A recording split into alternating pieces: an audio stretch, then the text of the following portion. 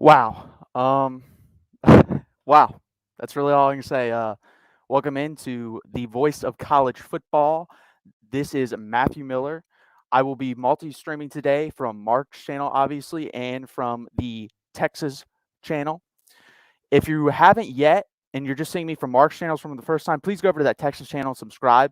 And again, if you're not a Texas fan, you're just here to watch me. I don't know what I'm going to do today. We'll figure it out. But if you're here to watch me for today and you like the content, go over, subscribe, like it. And if you're not here for me, go to Mark's channel, go to the channels list, scroll down. There's a bunch of other teams over there. So they all do a great job. I watched the Miami one, the Iowa one, the Ohio State one. They all do a fantastic job over there. So subscribe and like their content as well. Um, what a game. I'm going to throw the score up there just in case anyone missed it. Oklahoma 55, Texas 48. And as a Texas fan, this is one of those things where we're used to this at this point. Like I will say this, the the light on a very gray day right now is we scored on our last possession. Tom Herman, there's 0% chance that happens. Charlie Strong, we're not even in the game, so we won't discuss him. But we don't score there. This team would have quit. So I'd like the fight there from Casey Thompson, our offensive leader, clearly at this point. He may not be our best player, but he's definitely our leader. But just too much. And I was never confident in this game. When we were up 21, I was not confident. I wanted a 4-score game. I was watching this with my parents. I told them, please get up by 4 scores. And I really thought there were a couple key moments in this game where we could have probably put some doubt in Oklahoma's mind and ended the game. But this game is crazy year in and year out. This is the 8th straight year the Red River rivalry has ended with one team winning by 7 points or less. And I don't even know the words to describe it. This rivalry, in my opinion, obviously biased as a Texas fan, but this is the best rivalry in college football for the simple reason it can go any way. It's going to be a good game, and there's going to be stuff you've never seen before. I mean, who would have thought the first play of the game, you throw it out to Xavier Worthy, 2 tackles, gone to the house. That guy is a stud, over 250 yards receiving in this game. We need more of him, and we got one recruited this week, Brennan Thompson. Hopefully he comes in, has some of the same juice that Xavier Worthy has given this program. But we need more. We need more than him. We need multiple. We need Evan Stewart, who was there watching this game. Hopefully he was at least impressed with the offensive side of the ball. Obviously, defense, a lot of work. A lot of work.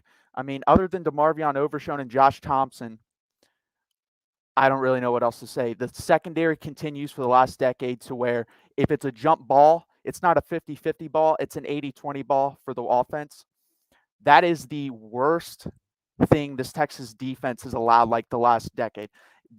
I mean, Tylan Wallace with Oklahoma State, it's acceptable. It happens once in a while. When you're getting out jumped by smaller guys, unless their name's Tyreek Hill, and I don't believe he was on that field today. I think he suits up for the Kansas City Chiefs, if I'm not mistaken. Marvin Mims should not be out jumping BJ Foster there and getting that. That was terrible by BJ Foster. And by the way, I hate that they put him in that position. He should not be back there. He is a box safety. He makes he's a pretty sure tackler for the most part. I think he missed one tackle today, and it was obviously an important one. I believe it was on the Caleb Williams touchdown run, and that may not have been him. I couldn't tell because the jersey was tucked up. It was either him or Jaron Thompson. I'd have to go back and watch that. But don't put those guys in those positions. He's not a guy to make plays on the ball. To be honest with you, really only have one of those guys, and that's like I said, Josh Thompson. Darian Dunn did the same thing on, again, Marvin Mims down, or yeah, I believe that was Marvin Mims. Got his toe in, great catch. I thought live, obviously the Texas fan, I'm probably a little bit biased. I thought he was going to be out of bounds. Hell of a catch, hell of a catch. But let's get up to some of these comments here. And sorry if my keyboard makes a noise. I tried to get a wireless mic, couldn't get one today. I will have one for the next show because I know that's annoying in the videos. I know it is.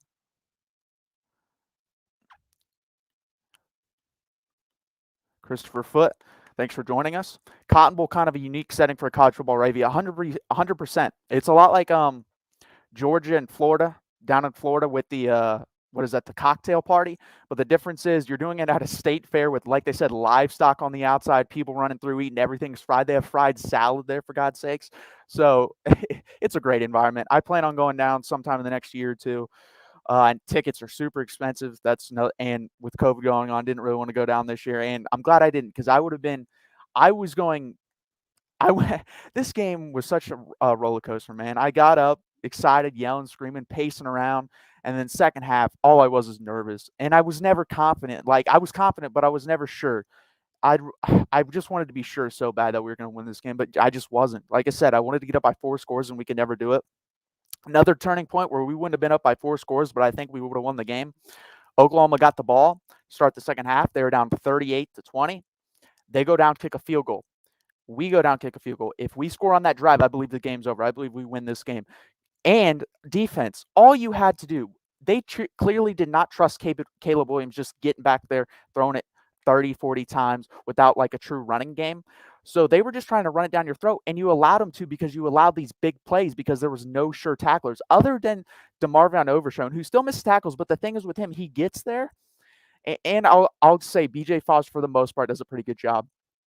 But once you get there, you got to make the guy pay and put him on the ground. And that was the biggest issue. Kennedy Brooks, I'm not sure because I don't have the stats on this. Probably had 100 to 150 yards after contact. And then Bijan, obviously, they stuffed him in the second half. I'm not really surprised by that. Their front's really, really good. I was actually more shocked that Bijan had the success he did in the first half because our offensive line is not good. Casey Thompson was running for his life. There was only 3 sacks to my surprise. I thought there'd be more than that. But it was just constant pressure, man. Like, if he had a clean pocket, just an average offensive line, he threw for, let's see, over 2 or I don't have the yardage actually. He had 5 touchdowns, but he probably throws for 400 yards if he has a good offensive line. And it's just frustrating. Obviously, we'll get that fixed. Again, Sark really only made one questionable decision to me, and people are going to say he either didn't give the ball to Bijan enough or didn't throw enough or wasn't aggressive enough, you could say, because there were a couple examples where he did just hand it off 3 or 4 straight times. But that was mostly based on field position. There was one where we backed up really far inside our own, like 15, so we did it. There were a couple examples of that, so I'm actually fine with that. The one was at the end of the first half. He let it run down to, I believe, 12 seconds, called timeout. Then we got a 15-yard play, ran down to about 6 seconds, and then called another timeout. He should have called the timeout. I was fine with letting a little bit of clock run down just in case a mistake happened. But I think he should have called a timeout between. I was even thinking this in real time. This is not Monday morning quarterbacking here. I thought he should have called out between 20 to 22 seconds, leave just enough time for you to be able to do what you want to do, but not enough time where if you make a mistake to do what they want to do. And he just took off too much time. But that was really my only beef with him. Most of my beef is with the defensive play calling. Pete Kwiatkowski allows these little plays to happen, and that's fine if you don't allow explosive plays to happen. Well, guess what? You're allowing both. So what the hell are you doing? Either prevent the explosive plays by back off in coverage, bring 3-man rush, and let him have 5 to 7 yards every time and then stop him in the red zone, which seems like that's what he wants to do. But then he can't do either. That happens, and then people are getting over the top of us. So if they're both happening, I would way rather just be aggressive and blitz half the game like Todd Orlando used to, and change it up. What Todd Orlando did, he blitzed, but he wouldn't play press coverage. Play press coverage. Let's see. I'm going to look through your guys' comments real quick.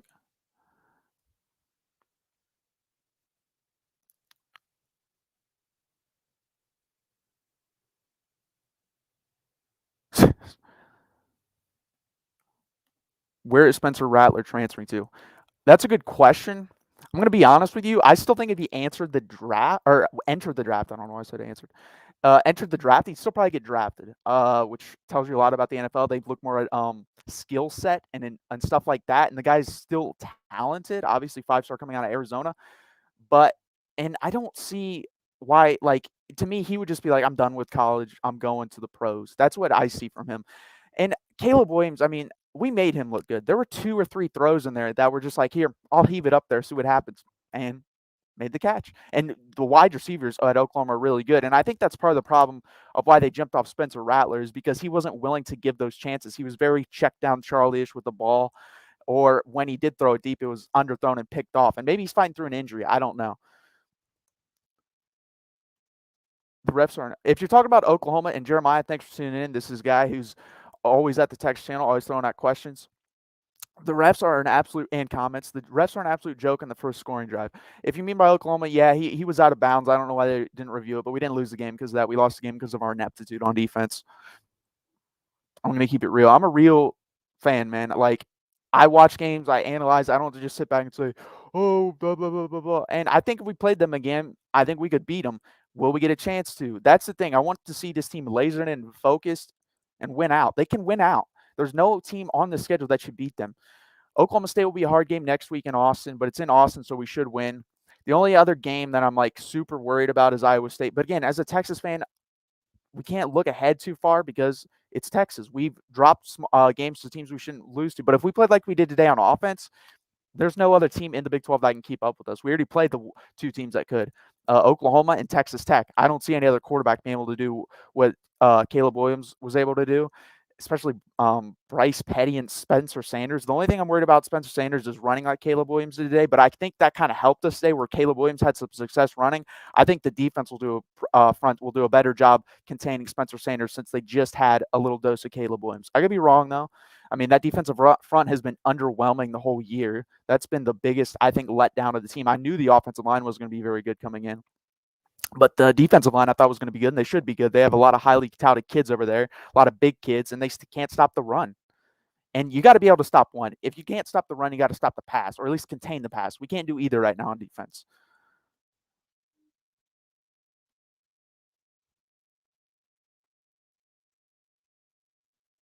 Yep.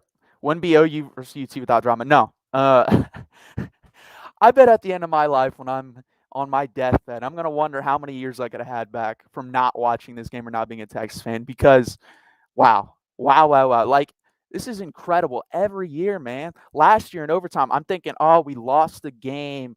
Burkich is coming out to kick a 30-yard field goal, and he had been perfect all year, shanks it. We go down, we can't score again. They win the game on a touchdown, or then they get the ball back, they score a touchdown, then we throw a pick. And I wanted us to go for 2 last year, didn't do that. This year, I was thinking about that in my mind as well because this was my line of thinking. They had most of the momentum at that time, and they had a minute 23 left, and I'd wait. I mean, I guess it didn't matter because it would have just they probably would have gone down and kicked the field goal anyways. But the thing is, I didn't want to go into overtime. But the simple fact is, they could run the ball better than us in the second half. They just could. Their offensive line was imposing their will on our defensive line more than vice versa. So if you go for 2 and you win the game possibly there, I think that makes more sense because getting into overtime, we're not running the ball. And you can only go to Xavier Worthy so much, and I don't really see how you utilize him much in the goal line unless you do a lot of pop passes and screens, and that just doesn't work inside the 25 as much as it does in the open field. So I would have liked to go for 2 there. It wouldn't, like I said, it wouldn't have mattered. It shouldn't have been put in that situation. Casey Thompson played too good. Xavier Worthy played too good. The only mistake he made all game was a really freshman mistake of taking the ball out of the end zone 7 yards deep.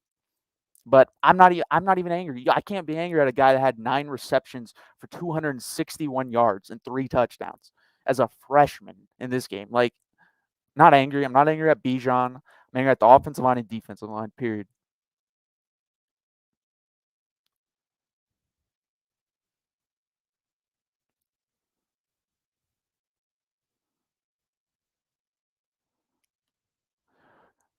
Robert LeBron. God damn it. The joke that pretty much just saved OU season. Yeah, we kind of saved OU season last year. They started 1-2. We could have ended it or were they 2-2? I think they were 2-2. We could have ended it basically, and we didn't do it last year either. And that's what's been like the thing. We can get super close to Oklahoma. We just can't get over the hump. That's why I want to play them again. I really think we can beat this team. This game also reminded me of, I don't know if you guys remember the 2018 game. We had a big lead, and obviously Kyler Murray comes storming back. I think they scored 28 points in the fourth quarter. They outscored us like 28-7, and they tied the game, and then we come down and we kick a field goal and win.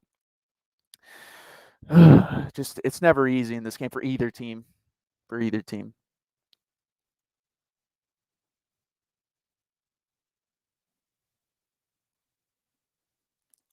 Okay, so NBA fan, why am I talking crazy? When is the last time the Michigan Ohio State game was any good? Seriously, when was the last time? What, like 2016? You get 2 to 3 good games a decade from that series, and Ohio State kills them. That's not a rivalry. A hammer and a nail is not a rivalry. So that's just a dumb comment, in my opinion. If you disagree that it is Ohio State and Michigan is a better rivalry, that's fine. I live in Ohio actually, and you can have that opinion, but it's just wrong. A rivalry game is a game where both teams could possibly win the game. There's no game in the past, like, 10 years other than one that I can think of. Well, 2. 2006 was pretty close too. Well, no, that wasn't even 10 years ago. My mind's all over the place. Yeah, 1 game, maybe 2. Yeah, there was 2 games because there was 1 game under Brady Hoke that was close. Like, Ohio State dominates them, man. It's not a rivalry. Alabama, it's kinda like Alabama and Auburn, kinda, but Auburn does win once in a while, but it's usually at Jordan-Hare. Uh, Obviously, I think Navy and Army is actually the best rivalry, but I kinda put that out there by itself because it's like they're one and the same for 364 days a year. That one day on the 365th day, they crack skulls and then they're back as friends again. So that's just its own special thing. But that'd be number 1 if I had to rank it. I would rank Texas, Oklahoma 2. I would rank Alabama and Auburn, and then Ohio State and Michigan are a toss-up to me. But you can say what you want. You're a homer too. You're an Ohio State fan. So thank you. I am speaking straight facts. Like, I'm sorry, that's not a rivalry game. Anyone that disagrees, I mean, you can call it a rivalry game. Tell me when Michigan wins a game. It's been 4 years. Look, Texas hasn't won a game in 4 years. Every game's been close, man. Like, every game could have been it was a coin flip game. There's been 1 game in the past 4 years that Michigan could have won. 1. And that was, like, took everything they had, basically, to get that close. Every other game's been a blowout.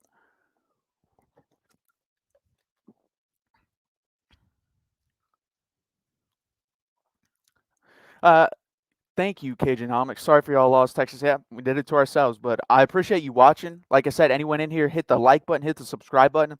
Go over to the Texas channel, hit the subscribe button over there, hit the like button. If you don't like this channel, you don't like me, I guess go over to other channels, find their content. I'm sure you'll like someone over there. There's 24 different team channels, and obviously we are brought to you by the man, the voice, the legend himself, MarkRogersTV, the voice of college football. He's great. He has a live show every Wednesday, I believe 8 p.m. Eastern time, so check into that. Obviously, I thank Mark a lot for giving me a chance to speak on my favorite team and my passion, and obviously the other fans and people out there, journalists on the other channels of the teams as well. So thank you, Mark. 2017. Yeah, maybe I'm wrong. It was 2017, not 16 for Ohio State, Michigan. I got my years confused. Especially like my team, I'm pretty down pat on. I can get in a range with other teams. I'm not Mark. I'll put it that way. I don't have like that type of memory. I do with players, not with years though. 2000, yeah, so 2017. I remember watching the game. It was kind of like Michigan kind of did get screwed. I thought that was a fourth down there that they got to stop on, but the ball placement, obviously, the refs disagreed, and then Ohio State scored. So, I mean, I root for Michigan. I don't root for Ohio State. I don't really like Ohio State. I mean, to be honest with you, I don't really care anymore. That was more my younger self. I kind of like the hatred for other teams goes away to me when you get older, but then the love for your team increases, in my opinion. Yeah, the problem is, Jeremiah, I think we impressed recruits on the offensive side of the ball. And don't get me wrong, I want offensive players to come here. But if you had to ask me right now, like if the next 5 players had to be offense or defense, um, I would probably want defense because I think the offense Stark is such a good play caller. And by the way, outcoached the hell out of Lincoln Riley on the offensive side of the ball in the first half. Obviously he didn't in the second half, but the play calls he had in the first half were insane. Some of those plays, I know the little short handoff to Whittington. I love that play. I love the little handoff to Worthy where Bijan and Casey hit each other. But he did a great job calling the plays. And I think people on offense will naturally just want to come here. We're going to have to start convincing guys on defense to come here. And hopefully that happens. Hopefully we can get like a Harold Perkins or something like that. But it's hard, man. Like the defense, other than Tom Herman's first year, has been bad at Texas for a decade. Like that Texas defense in 2000, I believe, what was his first year? 16, 17, I forget again. Bad with years. But it was Tom Herman's first year, and that team was a top 25 defense with Malik Jefferson in the middle. That guy was insane at middle linebacker. And our secondary was pretty good as well with Holton Hill and Chris Boyd. But after that and before that, not very good. We've had players, but we haven't had a complete unit on the defensive side of the ball. 2016-13 was close. Yeah, but Michigan, thinking you'll win doesn't mean anything. So you had 2 close games in the past 10 years. I'm not trying to offend you like Ohio State. I'm actually giving you a compliment. You've made this not a rivalry. You've kicked their ass, dude. Like, I don't know what to say. Michigan needs to improve their level of play, at least in that game. That's another thing too. I have a Michigan friend who basically said, and I've heard this from multiple people, Ohio State, especially when Urban Meyer came there, treated this like life or death. They hung it everywhere, beat Michigan, countdown clock and stuff like that. Michigan didn't start doing that till this year. So they haven't been taking this game as seriously as they need to be. Whereas I think Texas and Oklahoma have always taken this game seriously. And I'll also say, playing this game at the end of the year, Michigan tends to just never get better. They kind of just play the same the whole year, whereas Ohio State usually gets better throughout the year, in my opinion. Because to be honest with you, I think they have a better coach and they have a system that allows for you to get better. Whereas Jim Harbaugh's like smash mouth football and run, so your quarterback really never gets put in any important positions. And I think if the game was played, especially this year, I think Michigan would have a shot if they would have played the first 3 or 4 weeks of the season. By the time you guys are already starting to get it rolling, you guys will beat them by 2 touchdowns. Uh, yes, Lucas. I actually think we had a. I don't know if this was they said this right. 140 recruits at the game for Texas, which total, I believe that. I don't know if you're allowed to have them. I don't know the rules on that. So if that's true, that Texas by itself had 90, that's insane. I know they had a lot of big names like Devin Campbell, Evan Stewart, and Harold Perkins, and obviously Brennan Thompson just committed speedster out of Spearman, I believe, Texas, which is up by the Panhandle, actually close to Oklahoma. He was thinking about going to Oklahoma State, but he's like an Xavier Worthy type mold just committed. He was there as well. So that'll be interesting. I'm gonna have to look after the game or after this and see how many recruits we actually did have here. Obviously, we know it's a big showcase. Next week for Texas, even bigger showcase. Arch Manning in town, Evan Stewart, a bunch of recruits. So it's very important to look at that game and win that game. 100%. 100%. Roberto. Let's get to the super chat. Okay, Jeremiah. Thank you for the super chat. Let's get this up there. We need defense so bad. PK is frustrated without a doubt with the coverage. Yeah, especially with the guy like him, because like I said, he's put plenty of guys in the NFL, Buda Baker, Byron Murphy, guys like that. So they need secondary help badly. Hopefully someone like even Terrence Brooks. I know he's committed to Ohio State right now, but I know the commitment is going on. Like Texas is coming hard after him. If we could get someone like that, I think realistically we're more in play for Denver Harris for sure. I think it's going to be either Bama or us. So we need someone like that because that's someone like Akili Ringo, who's at Georgia, who would have come here if they didn't sprinkle a little bag money in the Southeast, which we should do too. I'm not complaining. Like every big time college football program seems to do that, except Texas wants to play on this moral high ground, and I absolutely hate it. I wish they'd give more money to recruits.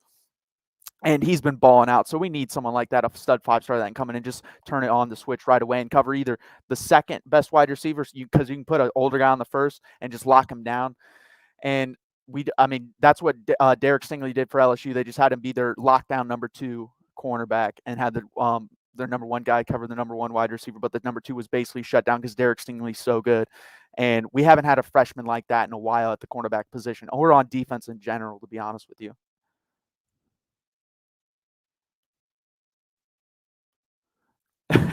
Speaking of Michigan, they really effed up with Xavier. Yeah, dude is insane. I think he's going to be a Biletnikoff Award winner in the future. Hell, he could do it this year, man. I mean, the guy's probably going to have 1,200 yards as a freshman. Go look at Alabama's wide receiver stats that have come out. Those guys aren't doing that. They're freshmen. This guy's insane. Like Jerry Jeudy, Ruggs, Amari Cooper, even Julio Jones was like the only one that I can think of like his freshman year took off. But even Alabama's wide receivers usually don't get more than 300 to 400 yards. And it's also because they're so stacked at the position they don't have to play. But Xavier Worthy is that dude. And that's like the first guy, probably since Roy Williams, who's been, and Limas Sweed. I got to put some respect on Limas' name. Limas was really good here at Texas until his injury. And obviously just had the case of the drops in the NFL. I don't know what happened to him mentally, but that guy was really good too. And obviously Devin Duvernay was good, but he was only good for a year. I'm talking about career-wise. It's probably been Roy Williams and Limas, and Xavier Worthy has set himself up for that type of success.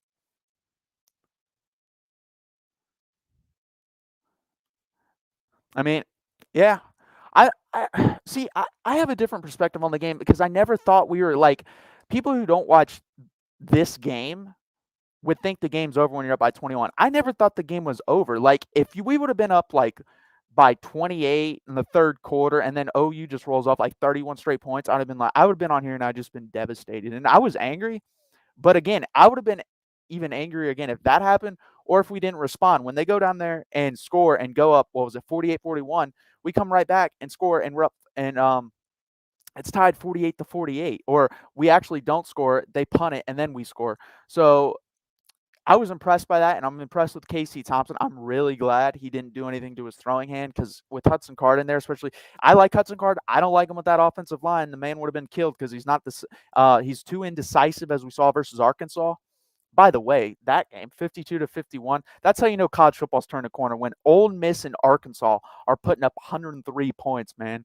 I mean, this is an offensive show that college football and the NFL has right now. I like a little bit of defense. I'm sure that game right now, Penn State and Iowa, is more of a defensive slugfest. I like a little middle ground. I'd like to see a game between, like, a type of game in between this game that we got in the Red River rivalry and the game that's probably going to happen between Penn State and Iowa. Like, I don't like all these wide receivers like Oklahoma versus Texas. That first half, a lot of open throws. Now, that was because of great scheming, a lot of it, but it was also just, bad defense too. It's a combination of both. I hate that the last couple of years the Big 12's been beaten down because, they're just an offensive league. Like, no, we have really good play callers, and that plays a part of it too. Now, is our defense great? Hell no.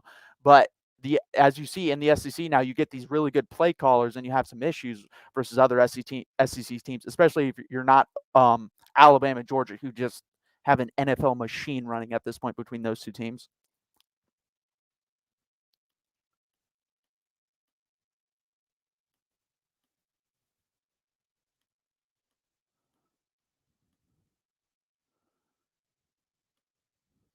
I bet Bijan was where he went to school, SMH, now his career is 300 carries this season, never leaked him, but burns out. He'll be fine. He's not going to burn out for the simple fact, if you look at our running back room, he'll be fine. He only had, 20 carries a day. I think that's actually part of the problem. Sark felt the outside pressure if he gave him 35 carries last week. By the way, that was an anomaly. Go back and look. Like, that was every other game. It's been between like 18 and 24 carries. That's what he usually gets, and that's what he's probably going to get from here on out. But on that note, I do agree they need to use Keelan Robinson more. Like, they do use running backs more, but they didn't really use Keelan at all in this game. And that guy's a burner. He's probably just as fast, not faster than Xavier Worthy. So I didn't understand that. But I know you're an Ohio State fan. You want a Bijan.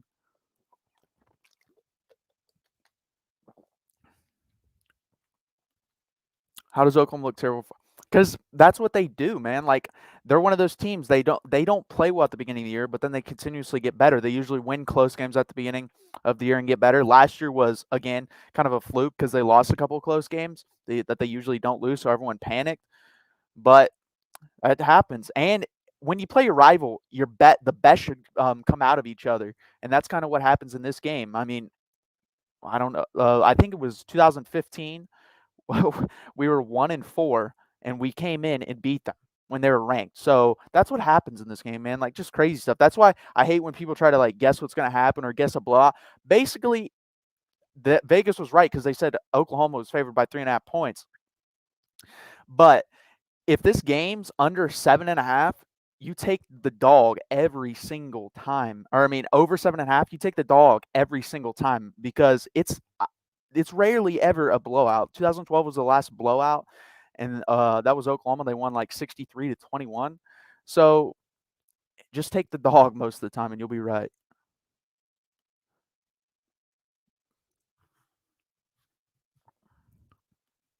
Yeah, Jay Reese. I agree with that. Michigan's passes is definitely not as good as Texas, but yeah, 100%. They do.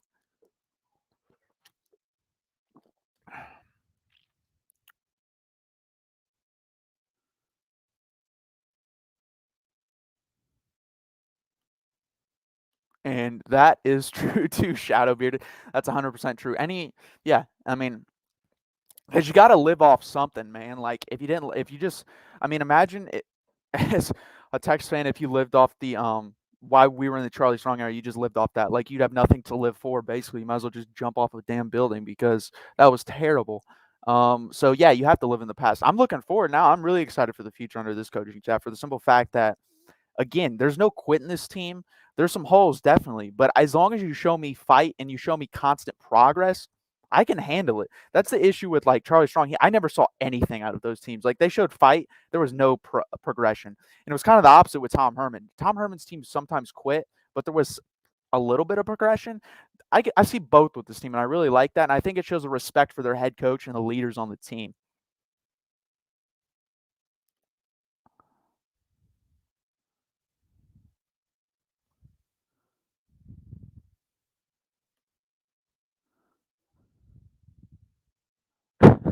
Okay, true. But yeah, but I mean, it's still an NFL shop. And if I had to put money down, if I was a betting man, which I'm not allowed to be in Ohio, unfortunately, I'd bet on Georgia to win the national championship because Georgia is really, really good. Their defense is insane. I don't know what the score is. They were losing 3-0 versus Auburn, but their defense is just so good. Like, it's unreal.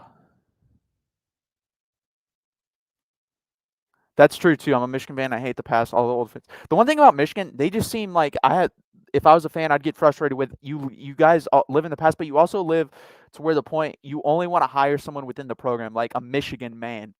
That doesn't make any sense to me. Texas at least doesn't do that type of stuff because that really frustrates me. Like we just keep going to the same well and it ends up dry every time. Like doesn't make much sense to me. So that's what would frustrate me as a Michigan fan. Is you just keep hiring these Michigan men.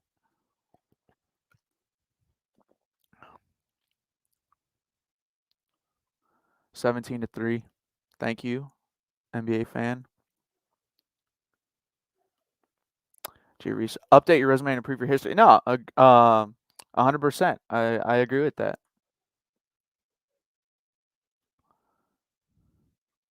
And also, another thing that I don't like just about like the media in general, they get on teams, especially in Texas's case, of like, oh, you didn't give this guy enough time. Your expectations are too high. No, they're not. First off, look at Clemson the past 5 or 6 years.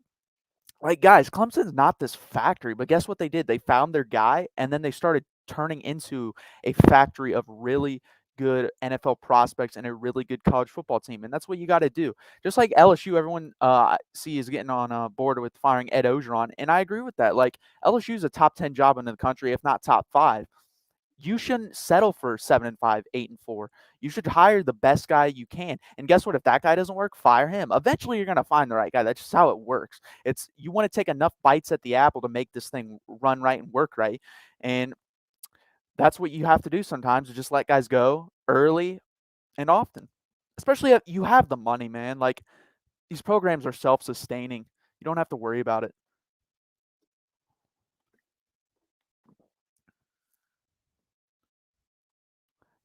Jeremiah. Yeah, Caleb is scary. To be honest with you, I know people are going to say, "Oh, Homer, haha." He didn't impress me throwing for the simple fact his wide receivers. Again, it's our secondary, so I don't expect a lot. And his wide receivers made a lot of plays for him. It kind of reminded me of Sam Ellinger with Little Jordan Humphrey and Colin Johnson. Just throw it up there and go get it.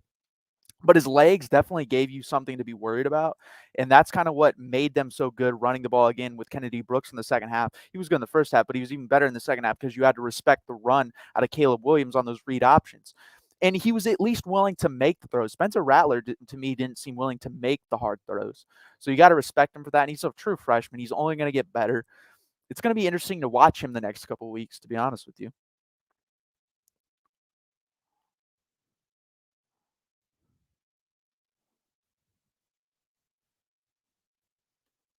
How do you feel? How do I feel? Um, I don't know what he did in the second half, but he did something to light a fire under that defensive line because the defensive line destroyed our offensive line in the second half. That was part of the reason. Like they got a little bit of pressure on Casey in the first half, and but it just turned up in the second half, and they were able to bottle up Bijan. The key to stopping Bijan is stop him before he gets going because once he gets that second level, it's, I mean, he's gonna break tackles. You got to stop him before he gets going. He's just too elusive, too fast, too strong. You got to hit him in the backfield with multiple people and just stop him back there. And they did that in the second half. And obviously, he made a lot of adjustments. See, what I liked was he was aggressive. He brought a lot of pressure, showed a lot of pressure. I'd way rather live like that if you're going to get burnt. At least be aggressive while getting burnt and not like Pete and sit back there most of the time and just allow them to burn you.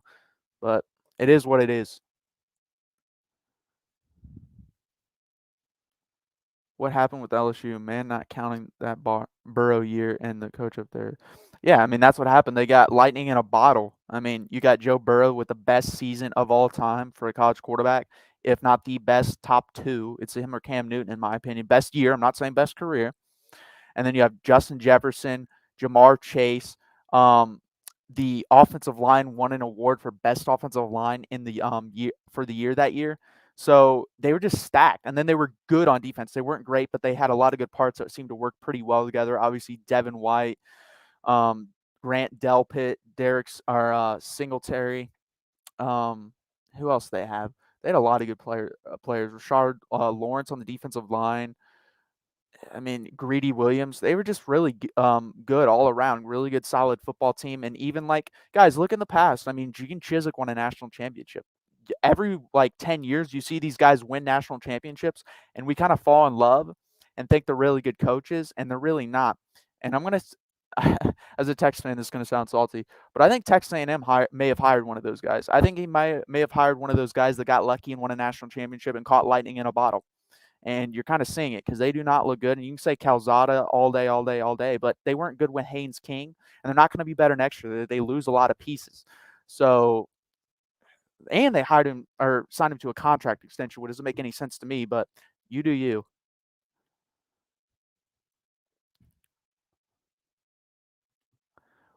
What is Sarkisian's plan for the defense side of the ball? Was internal retaining type position, or did he hire? He hired an outside defensive coordinator, Pete Kwiatkowski from Washington. Pete Kwiatkowski has also had like a top 25 defense every year other than his first year at Boise State. So this is one of those situations where I'm willing to give him time, but I need to see progression. The defense hasn't gotten any better this year. I want to see it get a little bit better game by game. I want to see tackling get a lot better. Like tackling for the most part is good, but then there's like these 7 or 8 plays a game. It's inconsistently good tackling is what I'll call it, because 7, 8 plays a game where they just don't decide, I'm not going to tackle this drive or this play, I should say, and then big plays happen. So I need to see that get better. And also, he wasn't my first choice, to be honest with you. We wanted Barry Odom. That was by far the number one choice. And he turned us down. He got a big contract extension with Arkansas. Then I would rather have kept Chris Ash, because I saw progression with the defense, and I like Chris Ash. He played a lot more all gas, no brakes mentality type of football, whereas PK is more of sit back, relax, let the defensive linemen eat up offensive linemen double teams, and then have the linebackers flowing downhill to stop the run. And in the pass game, we'll let you have 5 to 7 yards and not get over the top. Like, none of that's working right now. And again, it's not his player, so I can't really judge him. I'm going to start judging him way more. I'm going to judge him way more harshly next year, in my opinion. We'll see what happens. So he may. I mean, if it goes super bad, he may not be here next year, but I doubt that. I think every coach, especially if you're not the head coach, to me, should get at least 3 to 4 years. I'm going to say 4. I think coordinators should get 2 to 3. But yeah, we need defensive recruits on that side of the ball. Again, like if you tune in the Texas channel, every week I talk about recruiting cornerbacks is what we really need, and then on the offensive line, offensive tackles is what we really need. Those are like the 2 big key needs.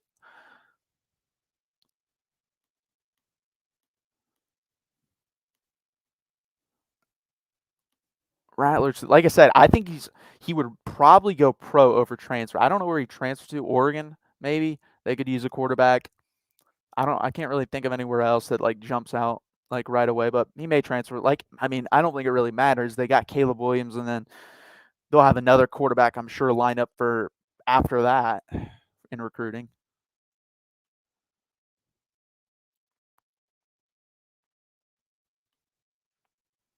Next year's Red River is going to be crazy, but maybe even closer if we get these offense. I'd rather get defense recruits. I think offense will be fine. I mean, Sark is working with basically 3 guys on offense and showing out. So, and they're all going to be back next year. So I'm fine with the offensive side of the ball. Of course, we're going to end up getting Brendan Thompson. We'll probably end up getting another 1 or 2 really good wide receivers. And then I like our tight ends for next year as well. So I'm more worried about the defensive side of the ball and the offensive line, especially the offensive line.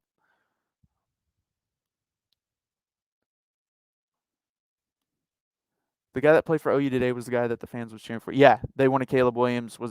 I think that was 2 weeks ago in Norman. Yeah, it was. They were playing West Virginia. Yeah, that's who they wanted, and they got him, and he played well, and I think he'll probably be the starter from here on out. That really surprised me, by the way. I loved seeing Spencer Rattler come back in with the two-point conversion. It makes sense because he, like they said on the broadcast, he probably practiced all the two-point plays because your backup's not really going to practice that. But I was happy to see him come in. But he did a good job because that's hard to do, sitting out for that long and then coming in to throw one pass basically and know that pass is that important. So props to him on that.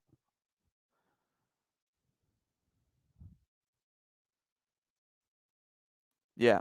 Yeah, they always recruit well. I mean, them and Texas kind of recruit themselves in the Big 12. The difference is Oklahoma the past 10 years has gotten those people, gotten them in the program, made them a little bit better, pushed them to the NFL. Texas has gotten them. They've stayed the same. And then when they get to the NFL, you can see guys like Poona Ford, Quandre Diggs, multiple other people. Holton Hill when he wasn't, messing around off the field. Those type of guys go undrafted or underdrafted and then succeed. And that's what's so frustrating because you got Caden Sturge, for example. I'm a Broncos fan as well, and he's playing really well with us. PJ Locke made the team. He plays well when he plays. So these type of guys that go in like the 4th through 7th round or undrafted, and then they play really well in the NFL. And you're like, why didn't they do that at Texas? They didn't do that at Texas because they didn't have the right coaching. So that's where that's what we need to get to. We need to get to like an Oklahoma mentality, but also more obviously better on defense. They have been the past 5 to 6 years.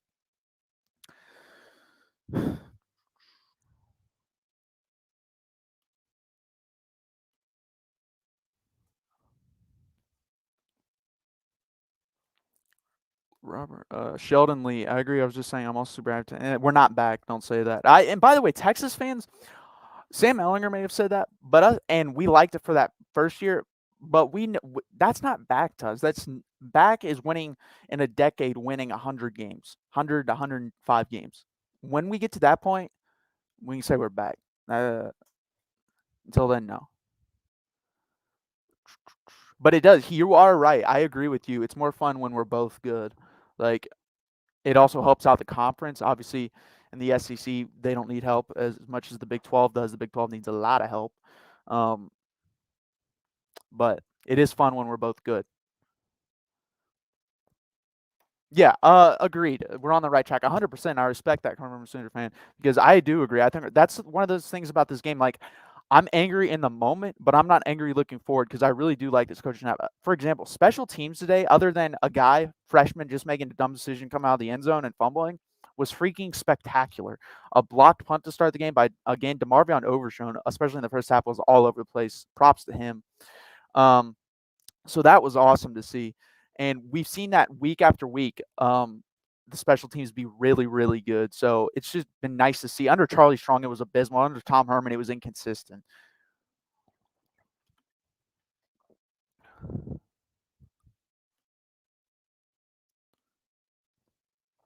Disagree with Mac Brown for the simple fact I think they should have actually fired him earlier because if you read articles, and this is, I mean, it's just a fact, Nick Saban was going to be at Texas if they fired him 2 years, or I believe 2011 or 12. But Mac Brown, he got offended by that and would not retire based on that fact. Like they told him, we're going to hire Nick Saban, you need to retire. And he's like, no, I'm not doing that. And he was under contract, so they couldn't really do anything.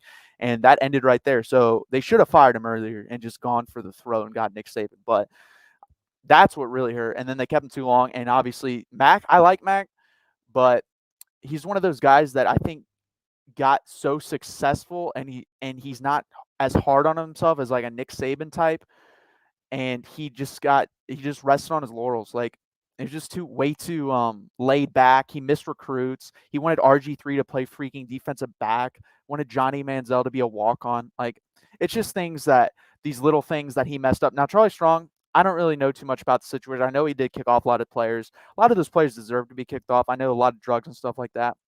But I also think he was trying to build like a super disciplined culture.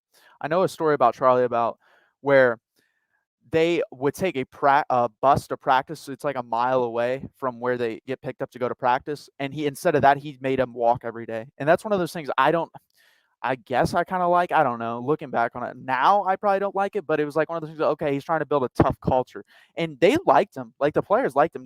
When he got fired, they were at his press conference.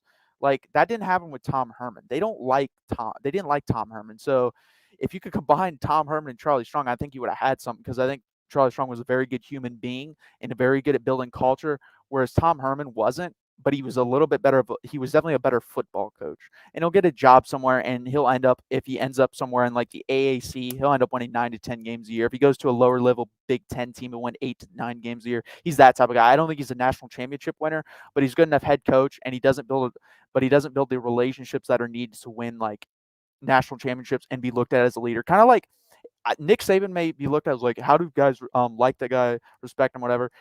Respecting's easy at this point. He doesn't really need much to garner that. But like, there's an ESPN special, you can type it in and watch it. He has players come over to his house and they go on his boat and ride on the lake. Like, this guy's actually a nice guy. He may just seem like a dick to the media, but he's a nice guy around the kids, and that's what you need to be.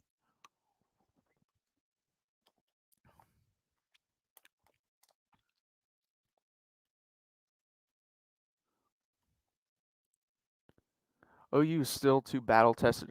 To be honest with you, I would have agreed with that if Spencer Rattler did that, but they had Caleb. No, Caleb Williams is a true freshman. I think what it came down to, like, again, I wasn't confident in the game because in the first half it was kind of like fool's gold, where our offensive line was able to move them back a little bit, and we were able to run the ball. But I knew if we couldn't consistently run the ball in the second half, they were going to come back. That's just the nature of the game. Especially, I would have, if we, again, a good offensive line solves all this. I'm just going to keep harping on it. Like, just that's what killed us. Their defensive line versus our offensive line.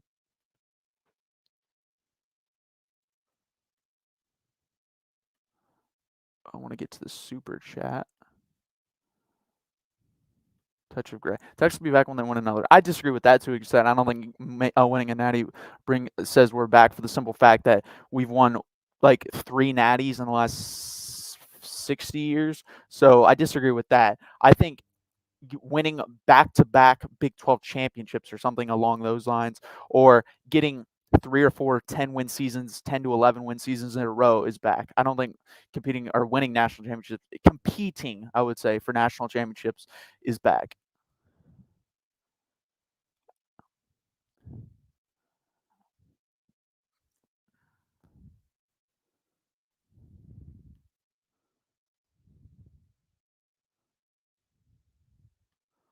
Yeah, I mean, that's what, like, these guys, again, with Belichick, like, you hear these guys who are actually in the locker room say these guys are a lot nicer and a lot funnier in person than they are on the media, and that's who they are. They're private people, man. They like to keep their emotions in check, and their emotions are preserved for people they actually care and like, and they don't care and like the media, so they only come out and show their true colors to people on the inside of that locker room, and I respect that. And to be honest, that's how I'd probably run a team. Um, and that's what you see. And Tom Herman wasn't liked by the media, and he wasn't liked by the players. That's all I'm going to say. There are a lot of things about him not to like.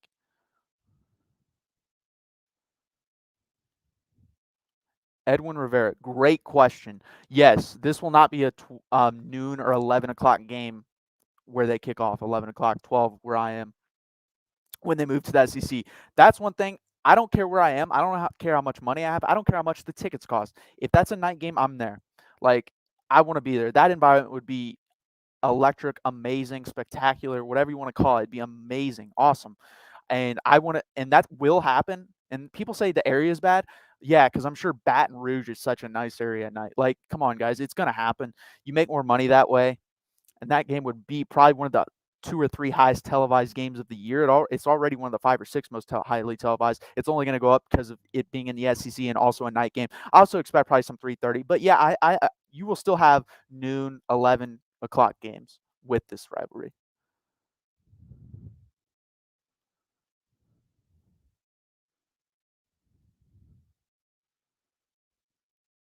John Doe. I mean, Georgia and or Alabama would smack anyone in the playoff. Let's be real here. Those are the 2 best teams in college football, and it's not really close.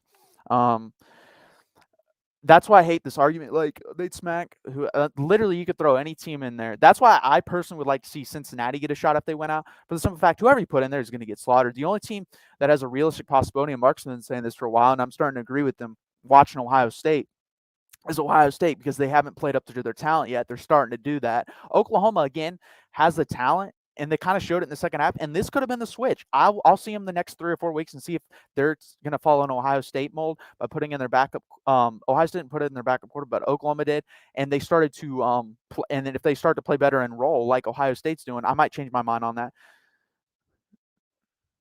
Okay. Yeah, I didn't mean to show that. I blocked that guy.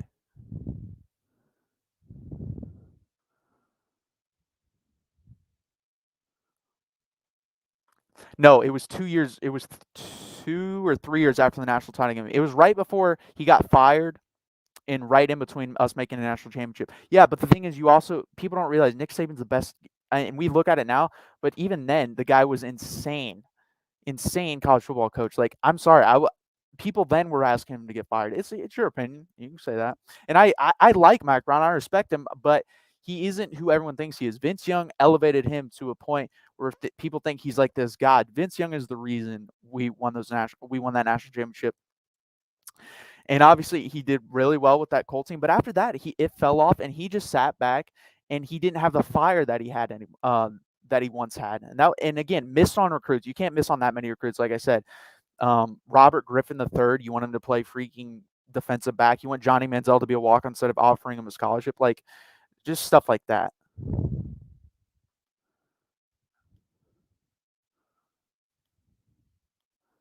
We don't have an O-line to deal with Georgia. No, 100%. That's like the biggest thing. Oklahoma's offensive line's a little bit better than Texas, but it's not much better. If you would have had this team, this defense with the Kyler Murray team or especially the Baker Mayfield team, I think that Baker Mayfield team that lost to Georgia in the Rose Bowl, this is coming from a Texas fan. If you guys have an average defense, you probably win the national championship, because you had a terrible defense. I think it was like one of the 5 worst in college football, and you almost beat Georgia. Yeah, Jeremiah, I'm multicasting from Mark's channel and the Texas football channel. Mark allowed me, since this was such a big game, to do this. Obviously, credit to him. Hit the like button, hit the subscribe button. It really helps out his channel, helps out all the other channels. Like I said, go over to the channels button on Mark's channel, scroll down, find your favorite team, subscribe to them, like the videos. If you like this, or please like this video, please subscribe to this channel if you want more content like this, or see more content like this in the future. Thanks.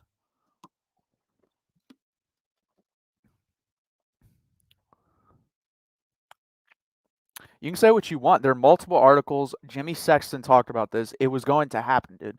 Like, I don't know I'm just going to be done spending time on it, because it doesn't matter. Like, this was a decade ago, and it doesn't really matter. It's not going to happen now. And it wasn't, by the way, when they hired Charlie Strong that time, when everyone said Nick Saban would come in, I knew that wasn't going to happen. That was BS. Like, yeah, he's going to leave Alabama for Texas at that point. No, but at that point, Texas and Alabama were seen as equal playing field. It was not equal playing field when we fired Mac Brown and went to Charlie Strong. Why do you think Charlie Strong was the only guy that was willing to take the job at that time? Because Texas was down in the dumps in a terrible program.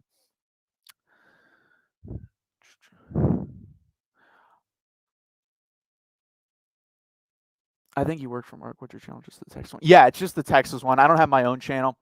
Too much time. Just takes too much time. But thankfully, Mark allows me to come on here and speak on Texas football, and I really appreciate that. Yeah, it's just the Texas channel. It's just Texas post game every week. I'm here every weekend. We'll be, other than the bye week. We play 7 straight games, so we're 4-2. We play Oklahoma State. We have a bye after that. So they need to bye. I need to bye. Everyone needs to bye.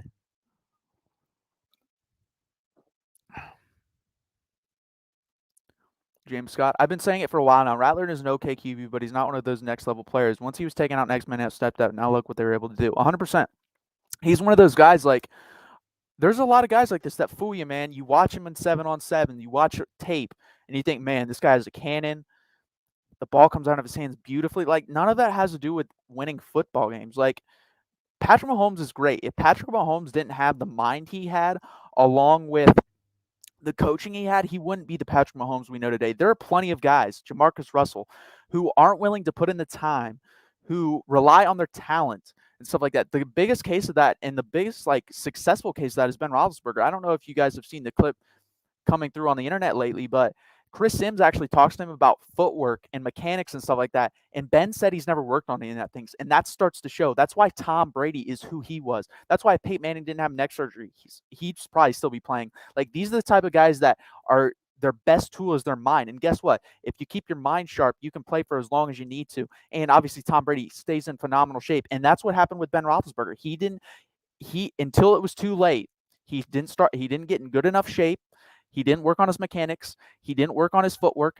And if you just rely on your talent, it will catch up to you. And Ben Roethlisberger is like the highest example of that. Like, that's like the most successful you can possibly be. And don't get me wrong, he is a Hall of Fame quarterback. So that's amazing that he was able to get that far on just talent alone. But there's very, very, very few people like that.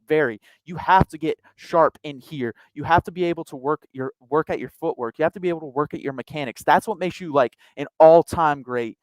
And I don't think Spencer Rattler, obviously don't know him, but just watching him, I don't think he's willing to do that.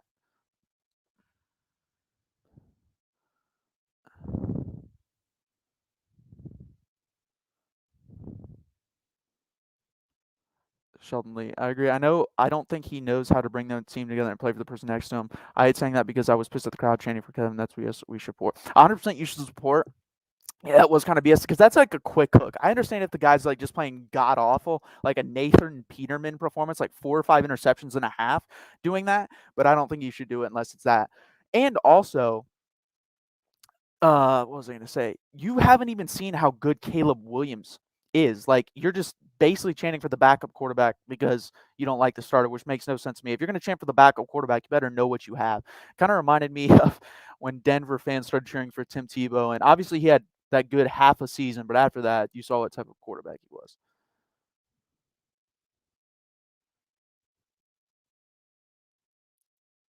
John Doe.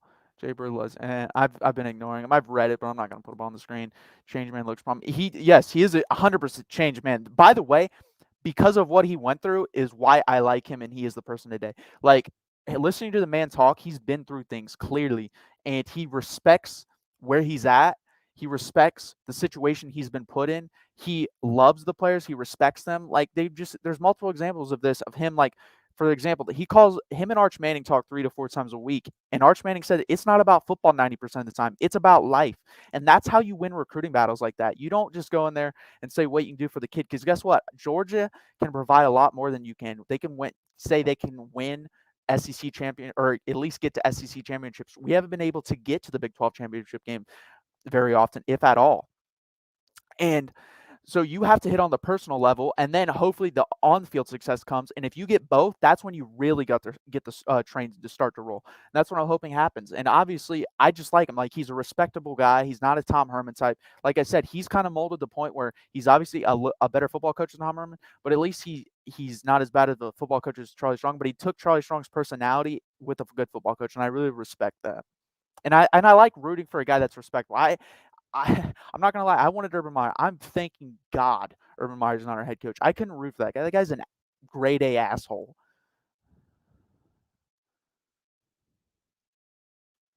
They cheered for Spencer when Jalen was playing terribly against Baylor, and it's just nonsense.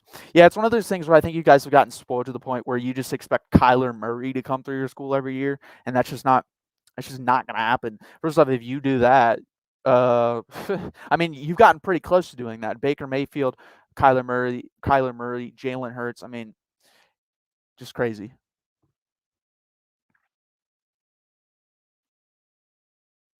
By the way, someone did have a really good comment here that I wanted to talk about. I mean, it doesn't even have to do with Texas and Oklahoma, but UTSA. Yeah, I mean, Jeff Traylor, by the way, if you need a program reestablished and winning again, that's who I'm hiring. That guy, go listen to him talk, man. That guy, that's a program builder. That's someone to me that's a Matt Rule type of guy. I think that's the next Matt Rule type of guy. And if I was like Florida State or Miami, that's who I'm hiring. I'm not hiring these stupid flashy names that keep coming out because clearly that hasn't worked. Willie Taggart didn't work. Mike Norvell is definitely not working. Manny Diaz, us Texas fans know, wasn't going to work. That guy was a god awful defensive coordinator. Terrible. So that's who I would hire if I needed a head coach and to rebuild a program and a brand is Jeff Traylor at UTSA.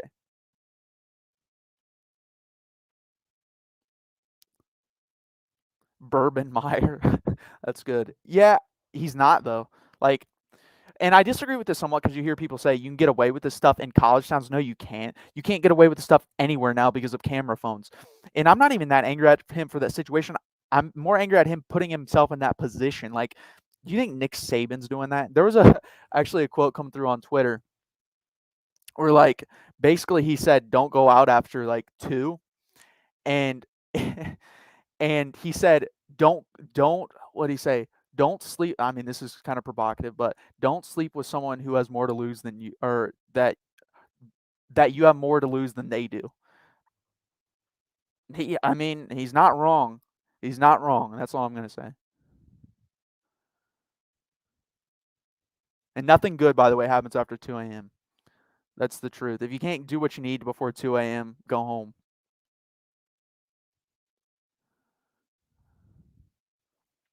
I'll probably go for another 10 minutes. Like I said, if you guys want to just talk other college football games, I'm down for that. I love football. I love sports. This is a passion of mine. That's why I'm here. So I've been here for an hour. Again, hit that like button, hit the subscribe button. If you're on the Texas channel, go over to Mark's channel, hit the like button, subscribe button. If you're on the Mark's channel, go over to the Texas channel on Mark's channel. Just go over to channels, find the Texas channel, hit the like button, hit the subscribe button on that channel as well. I really appreciate it, guys. Again, we are brought to you by the voice of college football, the man of the hour, Mark Rogers TV, the voice of college football. He's got you content throughout the week. He does a great job. He knows what he's talking about. Hit that like button, hit subscribe. Thank you.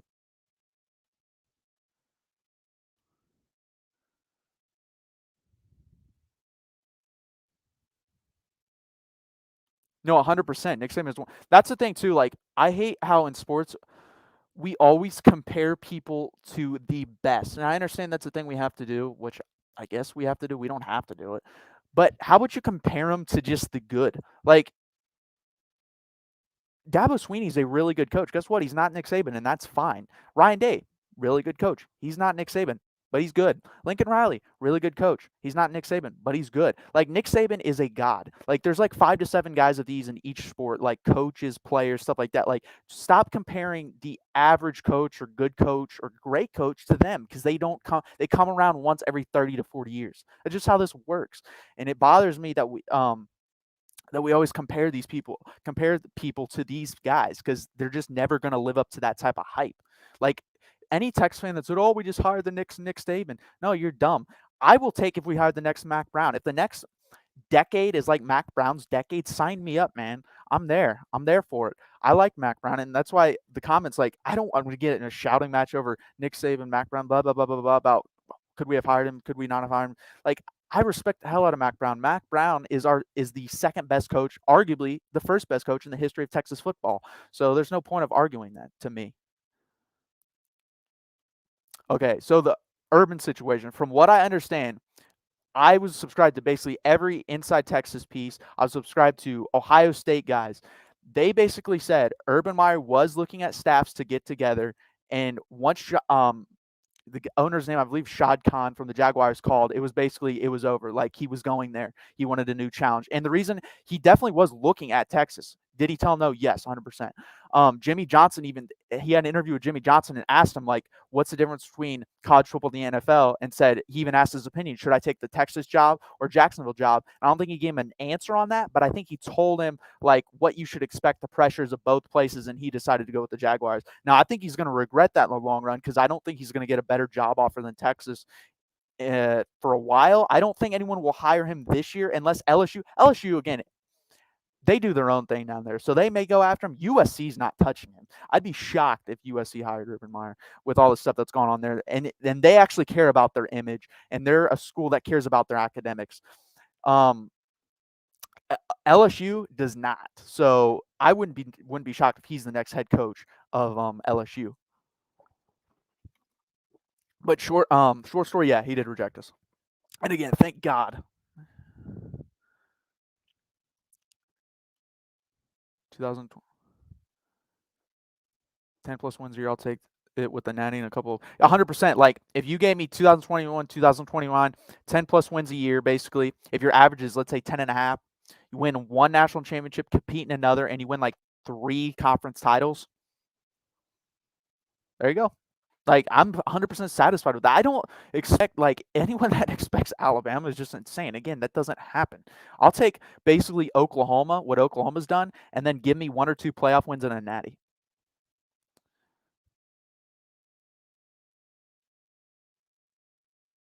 I agree. I think LSU, if there's going to be a team that hires him this year, it will be LSU. If not, I could see them have like a backdoor conversation where they say, "Hey, you're too hot to handle this year, bro. Lay off. We'll get you next year." And then they fire Ogeron next year.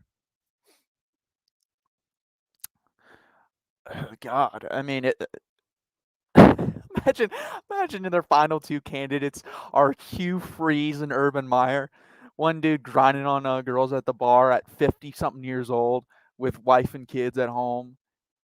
Not on. I mean, it goes farther than that, guys. Like at Florida, I don't know if you watched the Aaron Hernandez documentary or you've read some of the stuff. He knew who Aaron Hernandez was. He didn't give a shit.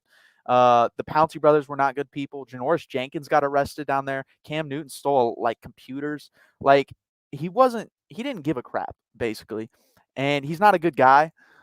And he just cares about winning. And now that is one thing in the college you can get away with is only caring about winning. You can get caught and get in trouble, but if your main priority is just winning, you can get away with that. And in the NFL, like those guys get arrested and go to jail because people don't look at them as like, oh, look at these dumb college kids. For some reason, people get away with bigger things than college as kids, like stealing laptops. Oh, he's just being a dumb college kid. Like, no. Yeah, Hugh Freeze. He's also dumb. How, like, the dumbest thing you can do is pay in checks for someone to have a hate crime against you as an inside job if you know you know, and then have a state authorized phone to hire hookers. You have to be pretty stupid to do those 2 things. True. Florida seems to be a breeding ground for that. The SEC in general seems to be a breeding ground for that. Good question, Gil. I believe your name's Gigi. I don't know. Sorry if I messed that up. UT would win. It wouldn't really be close either for the simple fact. Well, it would be close because their defensive line is really good, but their secondary, like it's kind of like OU. Secondary is not very good. Their defensive line's good, and their offense is nowhere as near as good as Oklahoma. So I think we probably win that game like 38-20. Like they'll score on us because we're terrible on defense, but their offense is terrible. Like if you're talking about the current A&M team, like with Zach Calzada, if you put Haynes King in there, give him another touchdown, 38-27.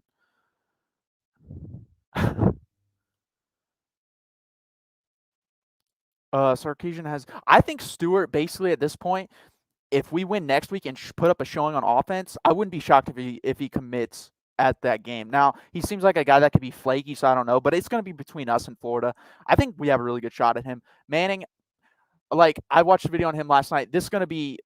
It's the typical Manning. They handle this in a very business style fashion, very smart fashion. This isn't going to be spur of the moment. They're going to have this thought out. It's going to come down, in my opinion, between Alabama, Georgia, and Texas. And I think, realistically, I think it's going to be either Texas or Georgia. That's just my 2 thoughts on that. And I think we do have a shot. I'd say 70-30 Georgia right now. But again, don't underestimate a personal relationship, and that's what Sark is building with him. Obviously, also, if he really wants offense, like if he cares more about just looking good and building a brand, he'll come to Texas. And that part is in Texas' bag right now. But if he cares right now about competing and winning national championships, he'll go to Georgia. Now, if we can show him in the next year or 2, like if we get in the Big 12 championship game this year and then win it next year, because I do believe we'll still be in the Big 12, I think we'll get him. I really do. But you got to prove it, man. To get guys like that, you got to prove it. Kirby is bad. Yes, he is very bad at choosing quarterbacks. I mean, my God, they have a mailman playing for him. And people saying, but the thing is, he can get away with that because their defense is so good this year. Like, this is like the first time since like the late 2010s, early 2000 teens that you can get away playing that style of football where you can run it down someone's throat and just play insane defense. Like, this is the first team since those Alabama molded teams that could play like that and win. There's not many teams in the country that have been able to do that the past 20 years. And other than Alabama and this year's Georgia team, basically. Well, yeah, I 100% agree with this. Like the current offensive line, that's another thing too. We got to get offensive line recruits. But the guys that we have 2 guys on the interior coming in. Connor Robertson, and I believe Cole Hudson is his name. They'll be pretty good. They're high 4-star, low 5-star. And then Devin Campbell, Cam Dewberry. We're still recouping Kelvin Banks. I think he'll go to Oregon. They've thrown way too much money around at their players for him not to go there. So those are the two guys I would look out for, is Cam Dewberry and Devin Coleman. We need to hit on one of those guys. And then I expect us to be really busy in the transfer portal for tackles. I think we'll shore up the inside of our offensive line, but I don't think there's anyone right now that would commit and change the perspective on the outside of our offensive line. Rod Favre, 100% agree. We haven't developed. I will say under this staff, they've already the offensive players have gotten better since the beginning of the year. Even our offensive line's not as bad as it was at the beginning of the year. Like Arkansas game, if we played them again, I fully believe on a neutral field it'd be a really, really good game. Kind of like this game was. But we just got manhandled in that game on both lines of the scrimmage. That really didn't happen that much in this game until the fourth quarter, when for our defensive line, it was tired because they've been on the field. And our offensive line, I don't know what Grinch – in the offensive line, it was just the whole second half. Grinch fired up his interior defensive line, and they destroyed us in the second half. But it's gotten better. I'm not saying a lot. Like, if you take – it's gone from a big big black eye to a small black eye, but it's still a black eye.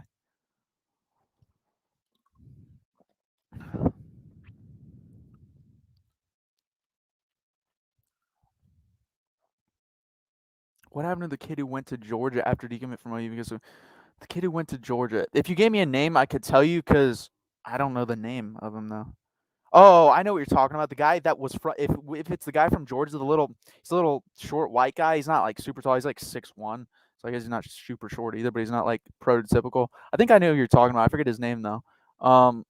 Yeah, I don't know what happened to him. I think he's just redshirted. Again, Kirby Smart is a very, very, very laid back and conservative guy. So he's not gonna go like throw a freshman in there. He's gonna throw the guy that that's just consistent practice and makes good throws but not great throws and no mistakes. And that's Stetson Bennett. That's like him to a T.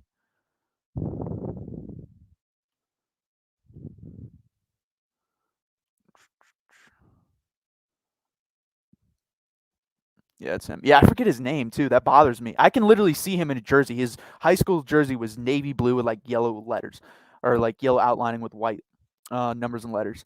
I forget his name, man. It's like Grayson something or something like that. But yeah, he's a 5-star. He's highly recruited. I think, like I said, he's just a conservative guy. He's just not going to go with them. That's why I didn't go with Justin Fields or Jacob Eason over Jake Fromm, and that's what cost them a national championship that year, in my opinion. I think if Jacob Eason is the starting quarterback, they probably win. But then again, Jake Fromm was really good his freshman year and then spiraled down. I'm going to go for another 8 minutes.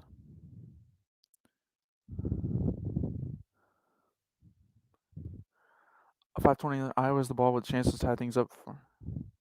Yeah, I actually think Iowa was going to win that game, if you want me to be honest. I think Penn State's a little bit overrated, and I think Iowa's defense is probably the second or third best defense in the country.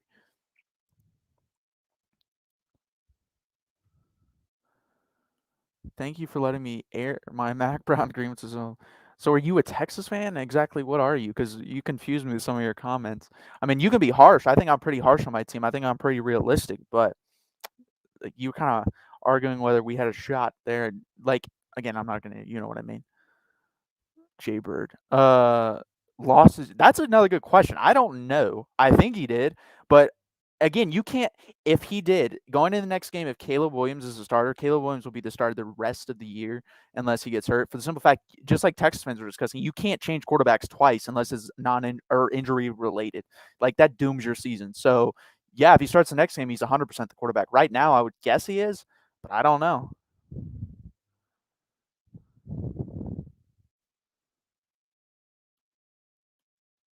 Oh, and by the way, Spencer Rattler, I could tell, like, that's another thing, Sheldon. You talked about Spencer Rattler not really like being a leader. Did anyone see his face when Caleb Williams scored that 66-yard touchdown run? That dude looked like, was like, I just lost my job and I'm not happy about it. Like, he wasn't celebrating at all. At all, dude. Like, he was not happy. Yep, that's his name, Brock Vandergriff. I don't know why I thought his name was Grayson, but yep, that's his name. Yeah, I don't know. I'm pretty sure they're just redshirting him. I know he's there. I think he's there. Carson Beck. Yeah, I think Carson Beck's been there forever. And yeah, if you know who Uncle Lou is, which I'm sure you do, he always complains like he would rather have Carson Beck in and over Stetson Bennett. But then he also complained about Dwayne Mathis not being in over Stetson Bennett, and you see how that turned out. Dwayne Mathis is poo-poo.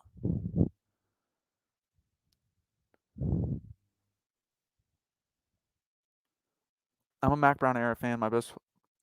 Okay, that's cool. Who's your best friend, if you don't mind me asking? 2006, 2012-ish Oregon fan. Okay.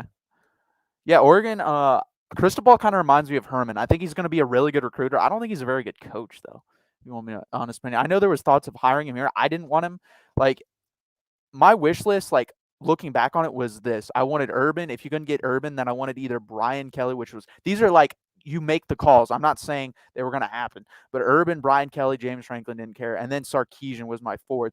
And like obviously Urban with the situation he's put himself in and stuff, like I knew what we were going to do. We were going to have to sell our soul basically, and I'm glad we didn't do it, or I'm glad he said no, to be honest with you. So I'm glad that happened. But I think James Franklin's underrated, and Brian Kelly's really underrated. That guy's a really good coach, and winning at Notre Dame with those standards is really hard.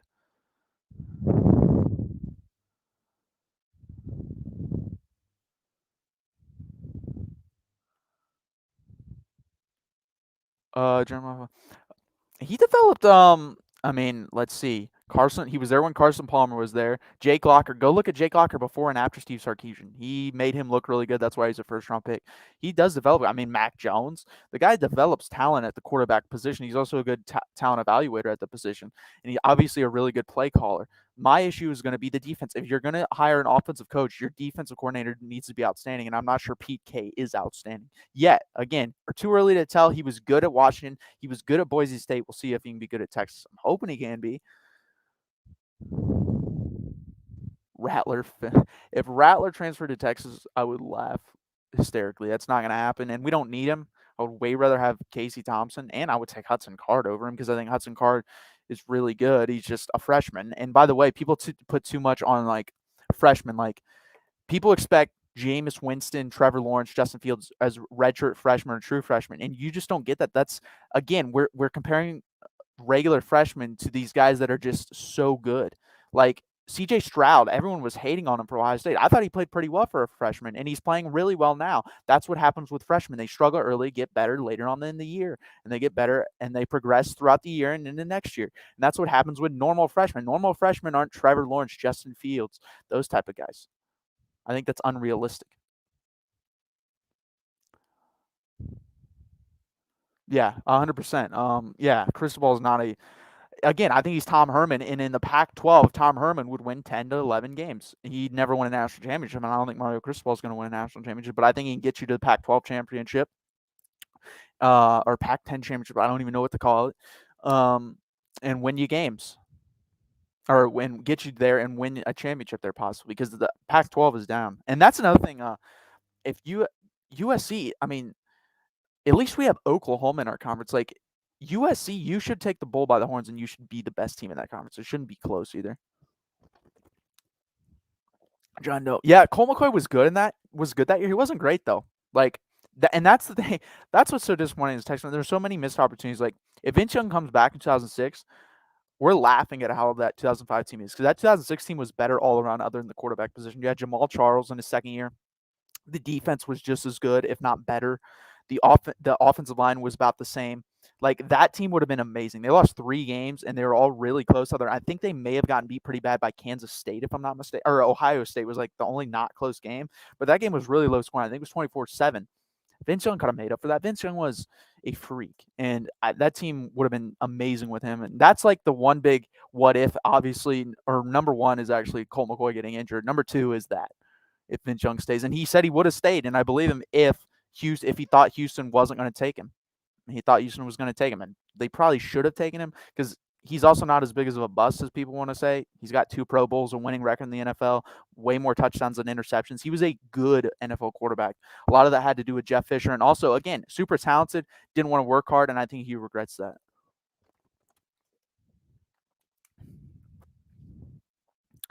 Is this guy in Dayton, Ohio? I'm from Ohio. I'm close to Dayton. And how the hell do you know that?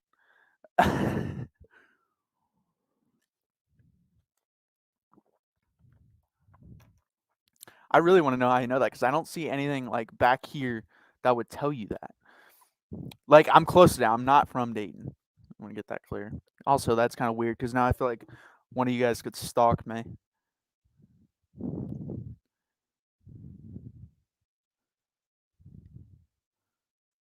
The Hunter Green, but okay, okay, yeah, that's back there. I didn't even notice it back there. We have like 4 of those. I actually had a chance to get his autograph, but I'm older than him, and he was sitting in front of me at the Dragons game because he was hurt. And I walked up to him, or I didn't walk up to him, but I was like, I could have got his autograph, and he's probably going to be a pretty damn good major leaguer. And I said, I'm not getting an auto or asking a guy that's younger than me by like 5 years for his autograph. It's just not going to happen. I'm not doing that. Oh, that's cool.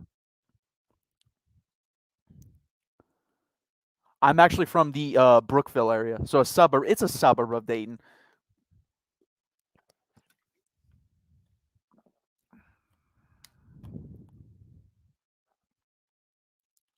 2006 just had freshman world. They played Ohio State close for most of the game, and yeah, that was a really. I missed most of that game actually, and I got really angry because at that point I'm 9, so I don't really have control of where I'm at that point. That's up to my parents. My parents wanted to do something, so I was there with them.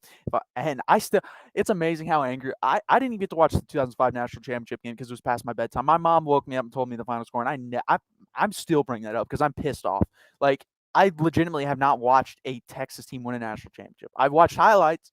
I've watched the game the next day. I didn't watch it in real time. Uh, correct. Brookville Blue Devil. I didn't go there, but yeah.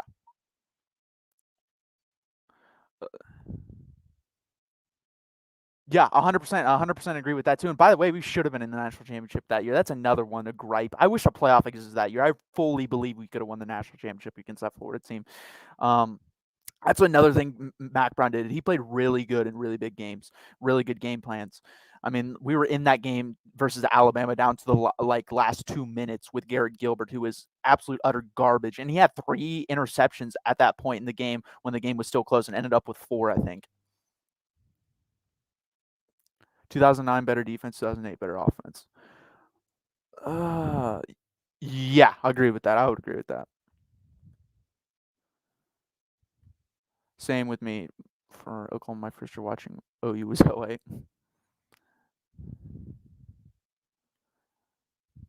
10 grand. What game was this?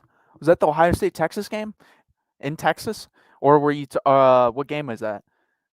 I would never. Even if I was rich and I'd not spend that much. Oh, it will be Casey next year for sure. There's unless Hudson Card improves tremendously, I think it's Casey. And I think it's Hudson after that. And then I think if we get Arch Manning, it'll be Arch Manning. If we don't, then I think Hudson Card will probably be the starter for 2 years because I don't think Malik Murphy is the type. He needs a lot of work. But also, anyone that watches that guy has every intangible you want. That's a Spencer Rattler type intangible wise with higher character, in my opinion, and hopefully better work ethic because that guy can be special. The team he plays on in high school is terrible, though. Terrible.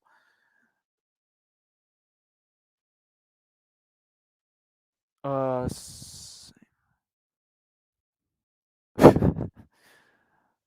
that's funny.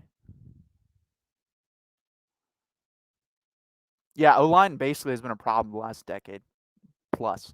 I say decade to round up or round down, I should say. 170. I would pay one. Yeah, that's not too bad. Now I don't know what I didn't even check the tickets for Oklahoma, Texas, but I would assume like average seats cost $700 to $1,000.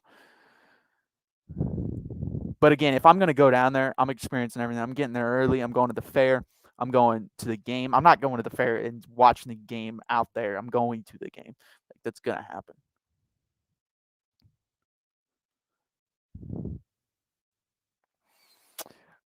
Hmm.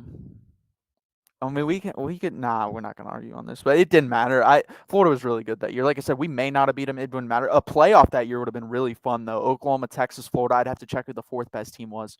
That would have been really fun. And the only reason Oklahoma got in is because they destroyed Texas Tech. If that game was close, I think we would have gotten in. But you guys just I remember that watching the score and I was thinking, this is what's going to cost us, isn't it? Because you guys beat them by like 30 plus.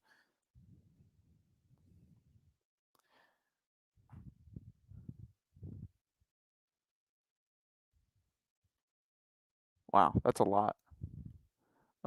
Texas plays. Yeah, that'll be a fun game. I actually think someone tweeted out earlier. we'll be able to put up points if this is the defense that we have. We're gonna be in trouble because they're gonna put up a lot of points. But I think we'll hang around. If you ask me to guess, like a year away from now, basically what the score would be, they'd probably beat us like 51-30. Is my guess. That'd be my guess.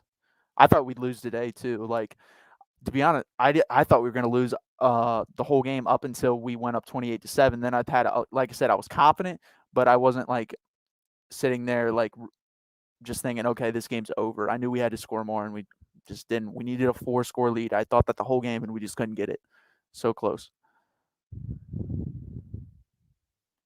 65-25. Yeah, it was a blowout, man. Like, I don't know, because I know there's a couple years there where we didn't have cable for like 4 or 5 years, and I don't know if that was a national championship game on cable or I just didn't want to watch it. Oklahoma versus Florida. I know Auburn versus Oregon, it was on cable and we couldn't watch it, which that game was kind of boring anyways, other than the Jonathan Dwyer not knee down running. Texas needs OU to beat Oklahoma State plus us to get to the playoffs. So you're saying we need to win out. The only way we would get in the playoffs is if we won out, and then Ohio State would have to lose again.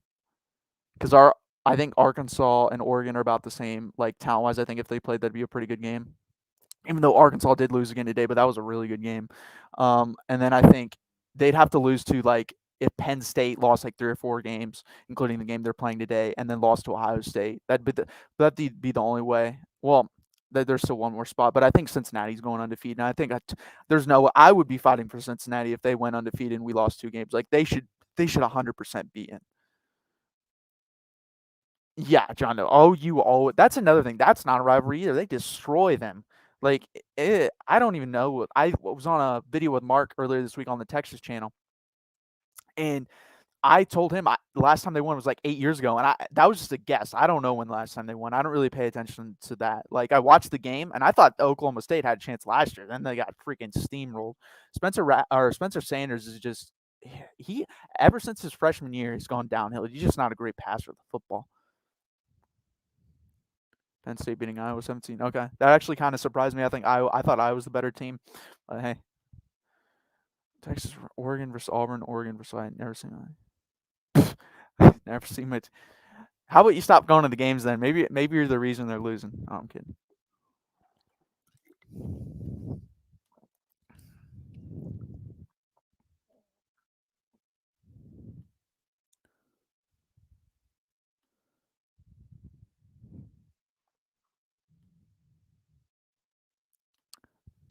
I agree. I don't know.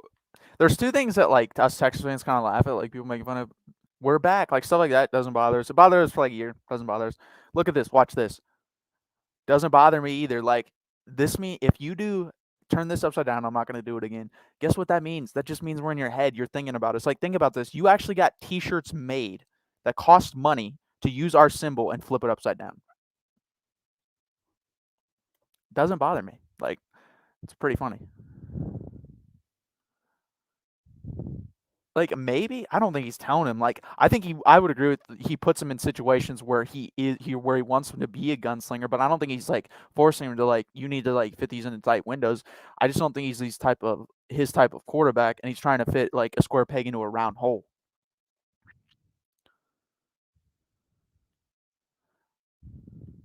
I believe Texas would win all week when I really did. That being said, boom.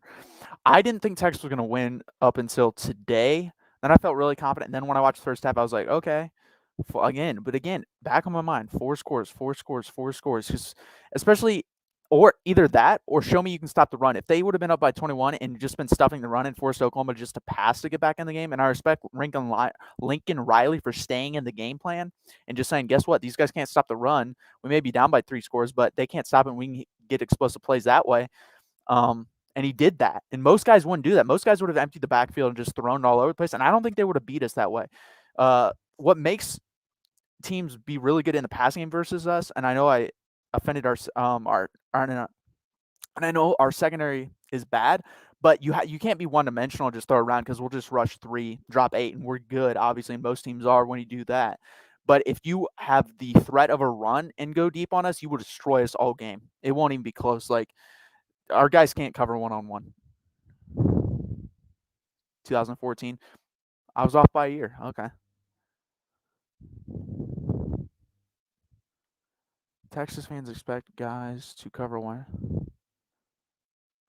Yeah, basically. Well, not even their whole careers. Go back to the other guys' careers. We haven't had great cover corners since like the '05 national championship team.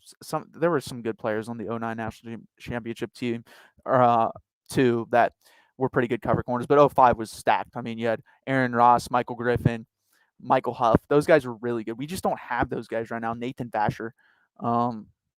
It's disappointing. I think Texas. Yeah, that's exactly the year I think they're going to go. I don't think they're going next year. I think they're going the year after. That's another thing that will help out in like the Arch Manning sweepstakes and other things. That's the thing too. People don't go look at Texas A&M's recruiting and other teams that moved from the Big 12 to the SEC. They always took a bump up in recruiting, like 3 or 4 spots, and we're already recruiting at the top 5 to 6 level. So I expect us to be in the top 3 to 4 every year nationally when we get to the SEC. Especially if we start dropping money on NIL. I beg the boosters. We have a ton of money. Start doing it. They just refuse to do it. And by the way, I'm super excited. I haven't been this excited for any sport since, I don't even know, since the year probably Texas won the Sugar Bowl, the year after, 2019, as I am for this Texas basketball season. I think this basketball team is really good. I'm thinking about flying out to Spokane, Washington, watching them play versus Gonzaga. That game is must-see TV. That's going to be a fun game.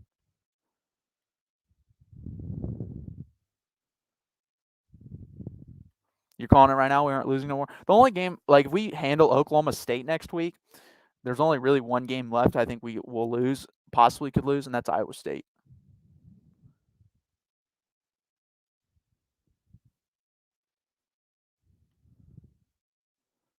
Yeah, Georgia's up 24-3. I'm not surprised.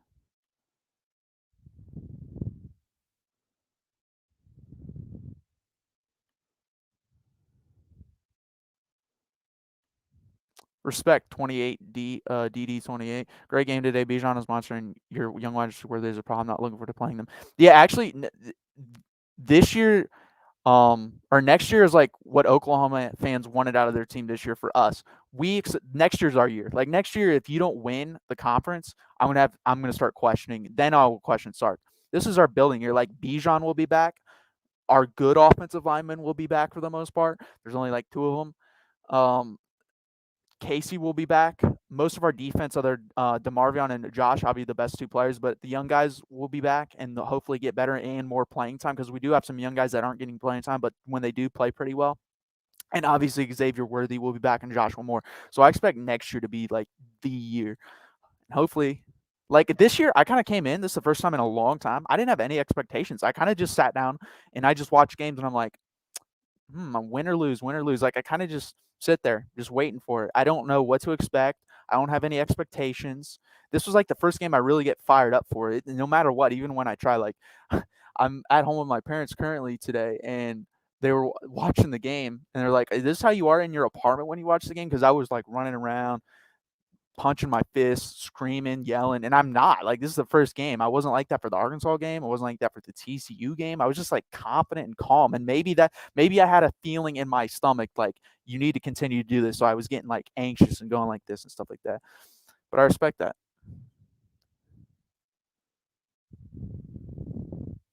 No, that's the thing too. Like that's a good comment, Lon. Like if you're a talented freshman like Denver Harris or Harold Perkins, like immediate playing time. If you want playing time, it's there. It's there. Like offense, like I said earlier, is going to recruit itself. We got Armani Winfield, Brennan Thompson, among others, coming in at wide receiver, running back, Jonathan Brooks on the team, Keelan Robinson on the team, Roshan Johnson, Bijan will all be back next year. I think Keelan will have a year left. And then we also have Jaden Blue and Jamarion Miller. Like our running back room is starting, like I said last week, it's starting to turn into like an Alabama, Georgia type running back room. So that's really nice. We need to get our wide receiver room to look like that. What? It's hard watching these Longhorn channels, man. They call us a C+ and B- team, but they say we should. I never said that once. I never said we should have beaten. I literally have never uttered those words on this channel.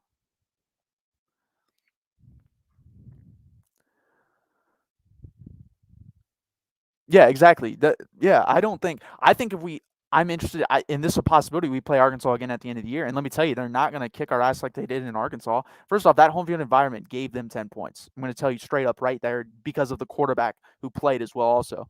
And that's we found our quarterback. So this game would be closer. I think they'd probably still beat us, and they should be favored in that game. And again with Oklahoma, like I'd love to play them again and hopefully in the Big 12 championship game because I think we can beat them too. But saying we should have won those games like today's games, Oklahoma probably. Arkansas, hell no. They whooped our ass, man. Like, no, they manhandled us. They should have won that game. I'm real about my teams, man. Arkansas destroyed us. Like that was like a JV team going against a varsity team. 100%. We bring out the best in each other. Again, that's what college football and rivalries are all about. Bringing out the best of your rival, and we tend to do that. I wish we didn't. I wish Oklahoma would just play like they do versus Kansas State or anyone else. But especially us, we just always get up for this game. They don't really have to get up because they've been good the last decade. Even when we're bad and we play them, we always get up and give them a fight.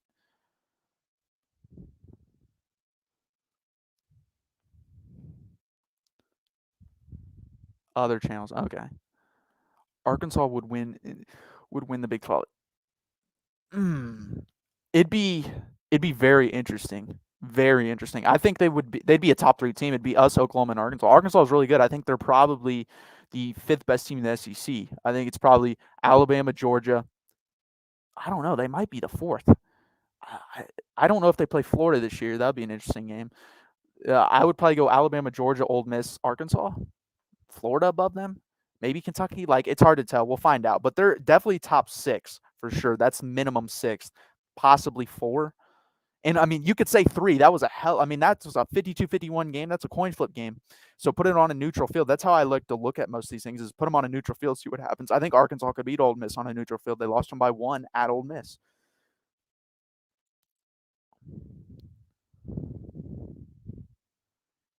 I hope so. I hope so.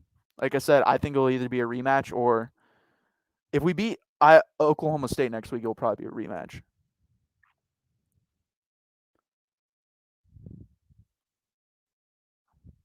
I don't know about that. I'd have to look at their schedule. I don't really know their schedule, but that would surprise me. They always seem to lose a game they're not supposed to. Yeah, I would agree. I don't think Florida's that good.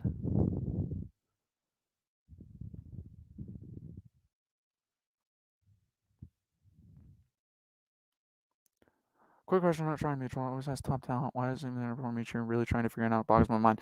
Coaching. Tom Herman is one of those guys. He recruited really well. He didn't develop. And Charlie Strong was kind of the opposite. I think he developed talent on the defensive side of the ball better, as you see from the draft picks, but he wasn't a good recruiter. Like the recruiting at Texas, to me, if you're not recruiting in the top 10, you're not a good recruiter. And he was always in between 10 and 20. So that was the issue there. But both of them didn't develop is the biggest issue. No, agreed. He's really bad. But the thing is, guys, I don't know if you noticed, I've been begging for Karich to play. Karich wasn't good. Like he got turned multiple times. Like Benito on that one, he didn't even touch the guy. So I don't think we have anyone right now. That's the thing. Our offensive tackles are bad.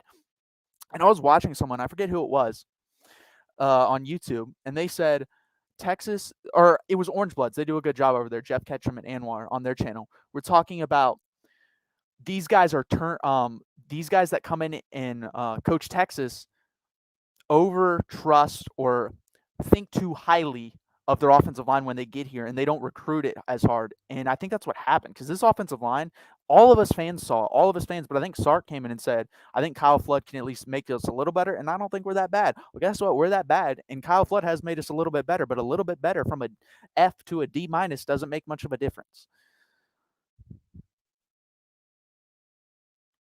Yeah, that's what that and this game kind of reminded me of that. Think about that. We came up to a big lead. They came back. We won on a last second field goal. Now it's a little bit of the opposite. They won on a last second touchdown and they came back from the big lead.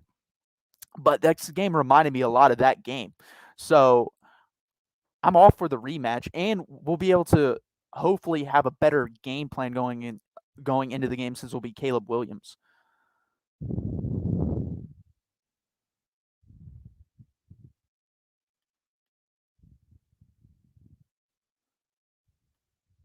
Yeah, 100%. That's a real stat. We've all seen it, and it's bad.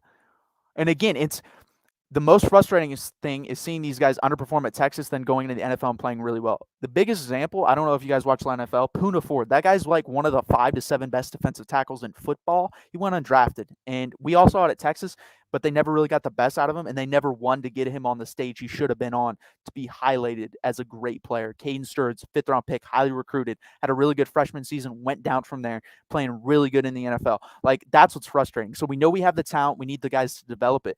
And we got NFL guys now on the coaching staff. That's why I trust them. I trust Jeff Banks, really good special teams coach. Special teams has been off the charts. Kyle Flood, really good offensive line coach. His offensive line has gotten a little bit better. He needs to recruit the position to make it elite.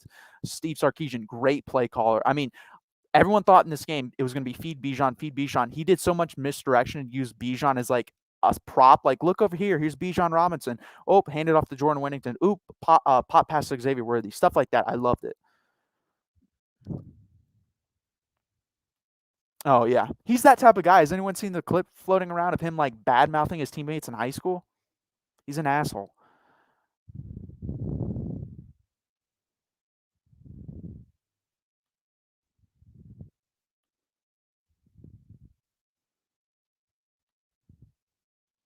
The funny thing is, defensive line it bothers me because we have the talent there. Like, that's not even an excuse on that side of the ball. Offensive line, it is the talent. Defensive line, there's talent over there. That should be better.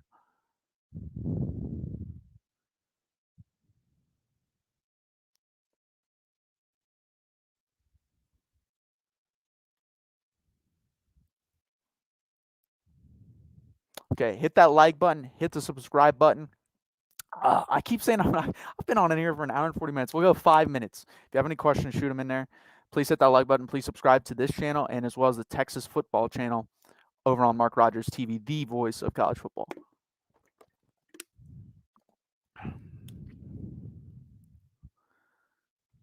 I thought this was a kid's show. We're so deep. I don't know when I first cussed. Probably like an hour in. It doesn't matter. Like, I try not to cuss, but it's also my people have told me this. Like, don't cuss, don't cuss. Like, I want to show emotion, man. And if that's how I think words are supposed to be used, especially like curse words, is like to exude emotion. That's how I use them. I don't really just throw them around like f this, f that. I'm not like that. Thank you, Jay Bird, for the subscription. Luke Brockmeyer isn't the answer. Yeah, Hunter. Like, but he's the best we got. What do you want, Jet Bush in there? I think Jalen Ford may get a look. That's really all I can. David Gabenda. I don't know if he's hurt.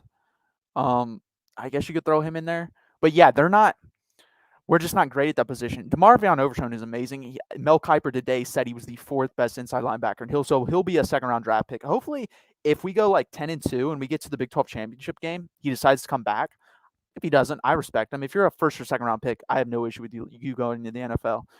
That's your decision. It's a life-changing decision. So you do you. But that guy's insane.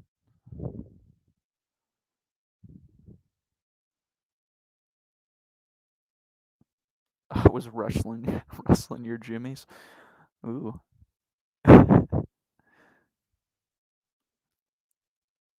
What happened to Prince? Prince. Who are you talking about? Oh, Prince Darbra? Yeah, I don't know either. Is he even listed on the depth chart? I don't think he's an inside linebacker, though. I think he's more of a pass rusher, outside linebacker, jack type. So I don't know what happened to him. That's a good question.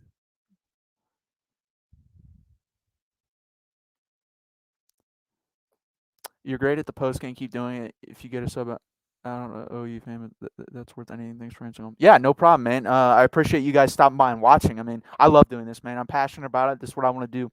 Something, obviously, not this the rest of my life. If I can make a living, sure. But I want to just talk about sports the rest of my life. I love baseball. I love football. I love basketball. I love everything. So this is my passion. I love to do it. That's why I've been on here for how long I've been on here for. And I love answering questions. I love catching up with other people's fan base. I love catching up with my fan base. It's just really fun. It's a really nice community Mark's built here, and I think he's one of the best, if not the best, people on YouTube for this.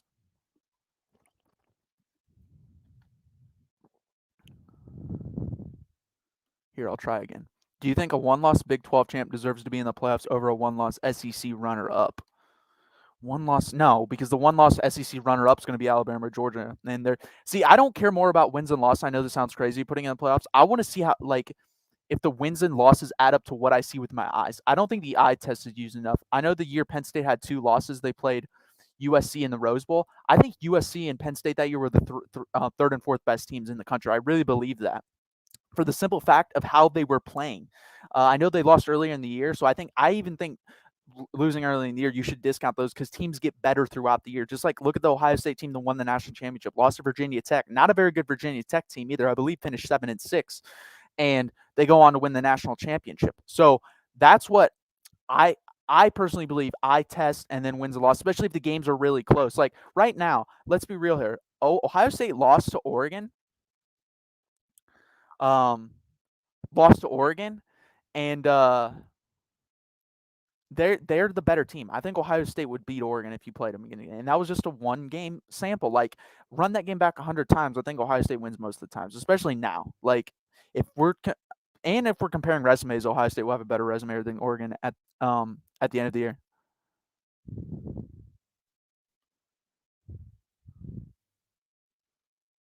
Texas, yeah, that's funny. If you know, you know, man. Like I go over there and watch the games, and it's funny after a win, Steve Sarkisian's press conference will be like 88 likes, 1 dislike. After a loss, it's like 66 dislikes to 3 likes. Like it's insane, dude.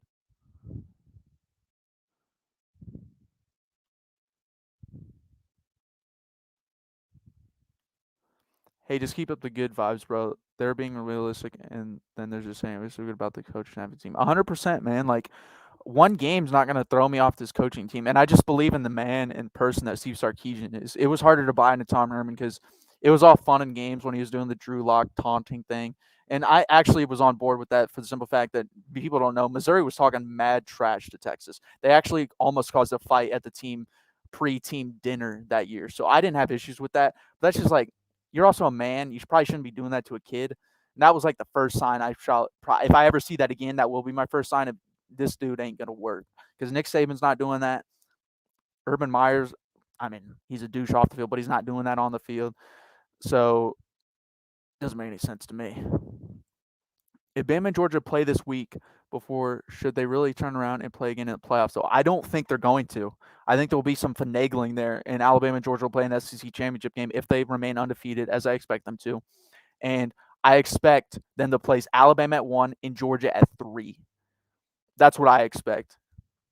And they should, by the way. I don't think it's fair to either of those teams. Like, they're the 2 best teams in college football, and one had to lose the game, so you're going to punish them and make them play again. That doesn't make any sense to me. I would definitely go 1 and 3, and then put whoever at 2 and whoever at 4. Personally, right now, I would love to see like it'd be Alabama versus like Cincinnati, and then Iowa versus Georgia. I think those would actually be 2 really good matchups because if, for example, if you're asking me to do the playoffs right now, because if you had Georgia versus Iowa, 2 really good defenses with quarterback play, I think that'd be a pretty interesting game. I think Georgia ends up winning, but I think it'd be really close for the first half, and that's all I can expect this year, in my opinion. And then Alabama versus Cincy, I think Cincy comes out, hits them in the face, and Alabama's not really expecting it, and then Alabama kills them in the second half.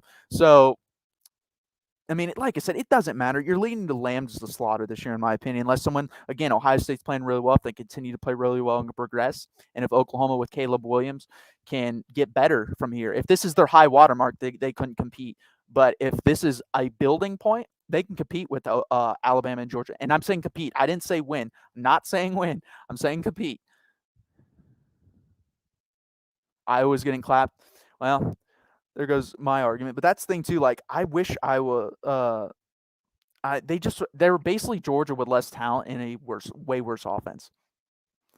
And Penn State, though, man, that could be the same thing. I don't want to see Georgia though versus a team a high flying team, because I think a high flying team like an Ole Miss would get destroyed by Georgia. You have to match their physicality. You have to try to punch them in the face, because if you don't punch them in the face, they're just going to destroy you throughout the game. You need someone physical on especially defensive side of the ball. If you want to go air raid on offense, but you have to be physical on defense. If they go up against a soft defensive team, I mean, Arkansas is not soft, and they bullied them. If they put them against like a soft defensive team, like Ohio State, I think would have issues with Georgia's.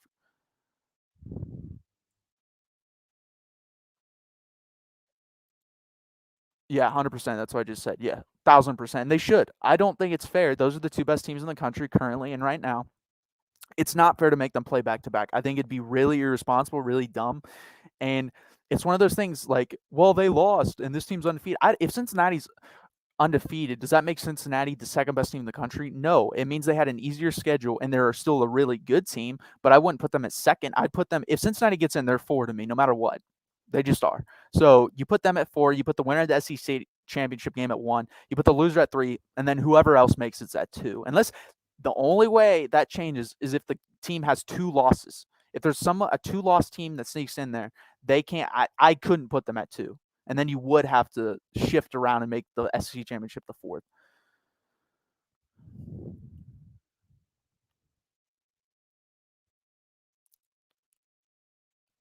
I said on the defensive side of the ball, you aren't physical. I mean, no offense, Oregon ran all over you. They ran one play to the left side every time with CJ Verdell. Obviously, I haven't watched them since that game, so if it's changed, let me know. But you guys didn't look physical on defense. 7-5. I think they'd finish 8-4. I think they'd finish 8-4. I don't think they'd finish 7-5. But I mean, that doesn't really matter. It still wouldn't be a great team. John, learn how to spell Cincinnati before you go ballistic. I'm from Ohio and I have trouble spelling Cincinnati sometimes. Number 1 and 3. Yep. Okay. And thank you for the super chat. All the super chats. Thank you. Much appreciated. I try to get those quickly because it's really nice that people are willing to spend their hard-earned money. Listen to me talk football. And obviously, I don't get to see that. That goes to Mark's channel. Obviously, should. He's built this empire. He should get the money. So continue to fund his empire, make it grow stronger, make it be the biggest brand in college football, not just on YouTube, but in the country.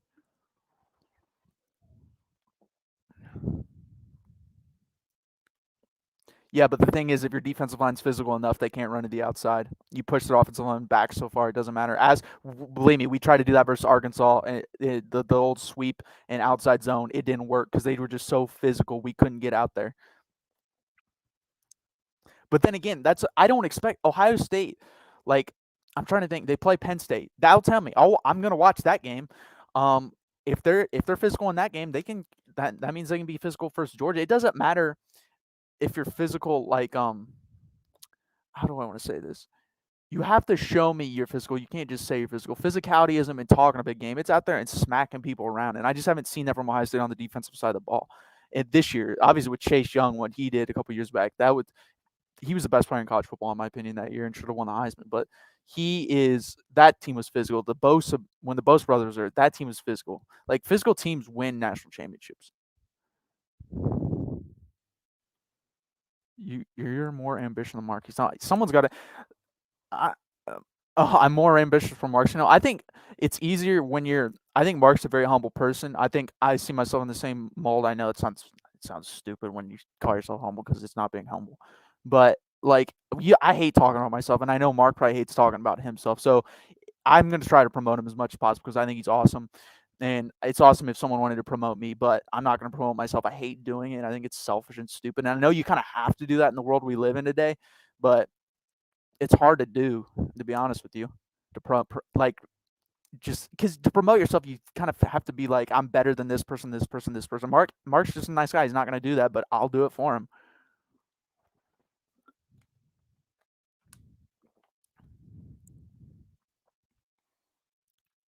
Oregon won. Yeah, the most obvious thing ever. Oregon won. Oregon did win.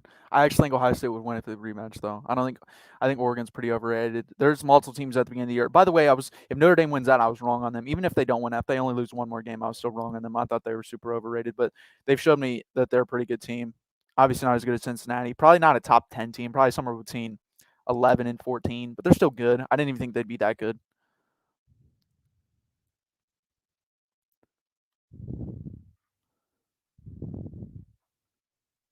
Should OU bench Rattler sooner? Should have OU bench Spencer Rattled? I think that's his new name, Rattled. Let's call him that. That's all I'm going to call him from now on. But I mean, they kind of did. I think that 4th and 1 play was kind of a test. And that's another thing. That's another big play in the game. That's a funny thing. You kind of draw back. At the time, you don't notice what's going on for the most part. There's some plays you notice. But that game, I was like, now looking back, that's a gigantic play because I believe if we stop him there, we go and score, the game's probably over. And also, it doesn't allow them to build a momentum, which they just continue to build. And it also doesn't give them like a jumping off point of Caleb Williams. Or even if he doesn't score there, like he just comes in for that play, then gets taken out. He doesn't have a chance to build confidence and momentum, and it just rolled on from there. But I think once he did that, Spencer Rattler was going to be taken out at some point in that game permanently, unless he just did something amazing.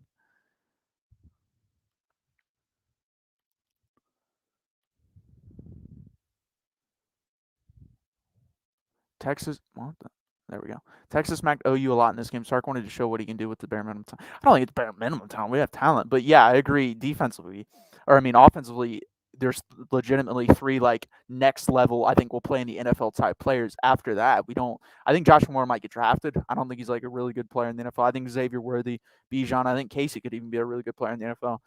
But yeah, he's not working with like Alabama type stuff. But yeah, it's amazing what he can do, and it's amazing how well he adjusted his play calling to the offensive line. Instead of running north and south, he runs more outside zone, hand off to the running or wide receivers, and gets them out in space. Short little passes. He adjusts to the bad offensive line play. Where I think actually Lincoln Riley didn't really do much to adjust for that for Spencer Rattler. That's one thing I will say. He didn't do that for Caleb Williams, obviously, and maybe he can't because maybe his adjustments are mostly run based with the quarterback to adjust for an bad offensive line play, and maybe that's why Caleb Williams does better. But he didn't adjust to me for their bad offensive line because he's used to also having like insane offensive lines. Like Bill Bedenbaugh does a really good job for the offensive line.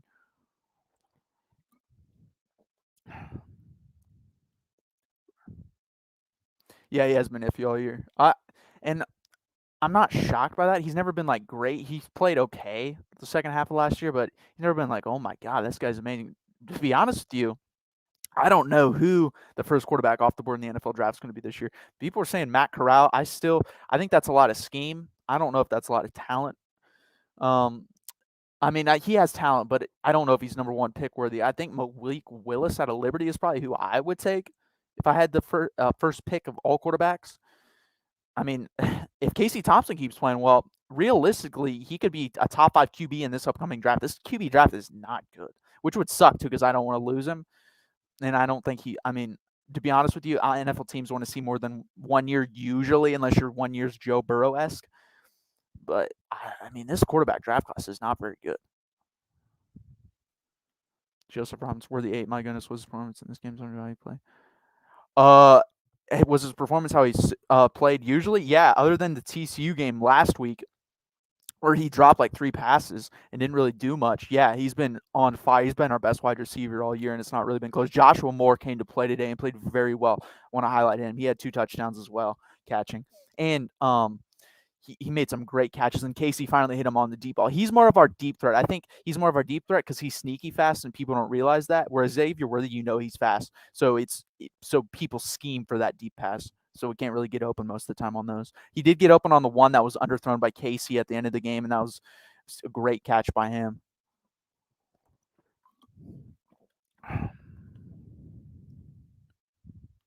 No, he's wicked accurate. That's kind of like Mac Jones. The scheme was really good with Sark, but he was super accurate. Like I think he had the highest completion percentage in the history of college football last year. Matt Corral's kind of like that. But what worried me is that Alabama thing. Like it didn't do much. And that's the best defense you're going to play. But you can have a one-off game and still be obviously the best pick or the player, number one quarterback in the draft. And he could be that. I wouldn't shock me. But this draft class is very weak at quarterback. Is Thompson? I think he was considered a dual threat coming out of high school. I would assume so because Hudson Card was considered a dual threat, I believe, if I'm not wrong. So if he was, I would definitely think Casey is. Not that we're Georgia, but doing something. Yeah, you guys have a really good recruiting class, and you could be. Like, that's the thing. Like, if college football fans should embrace not down years, but years where, like in Ohio State, a down year is 9-3, 10-2. You should embrace that year to see, like, and try to find the talent that you have on the roster. So next year you can get them more, or this year you get them more reps and work your way into being a national championship for next year. That's what the stage Texas is into, just to win like a Big 12 championship. Find the guys that you got, find the players you got, get them more reps, get them better going into next year, and then recruit the weaknesses you have. I think that's at the point where we're at. Is North Carolina playing Florida State right now and they're losing? That's pathetic.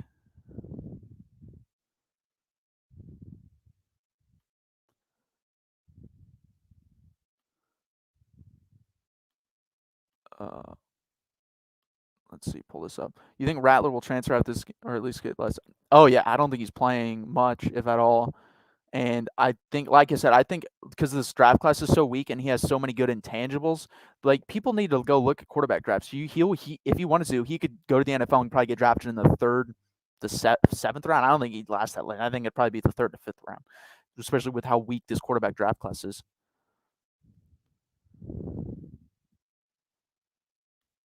Yeah, I saw that. I listened to a little bit of that. His insight on a lot of that was very interesting. I think it's pretty cool that his dad was okay with his son going to Texas as well. Like, let him make his own decision. He realizes his own life. He's his own man. I think that's really cool.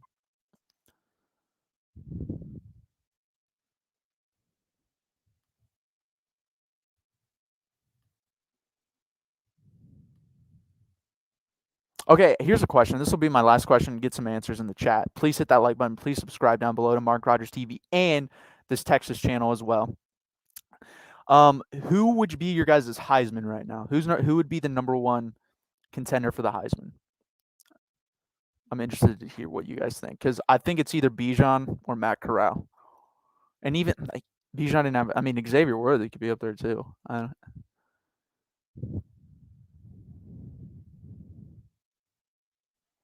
Bryce hasn't.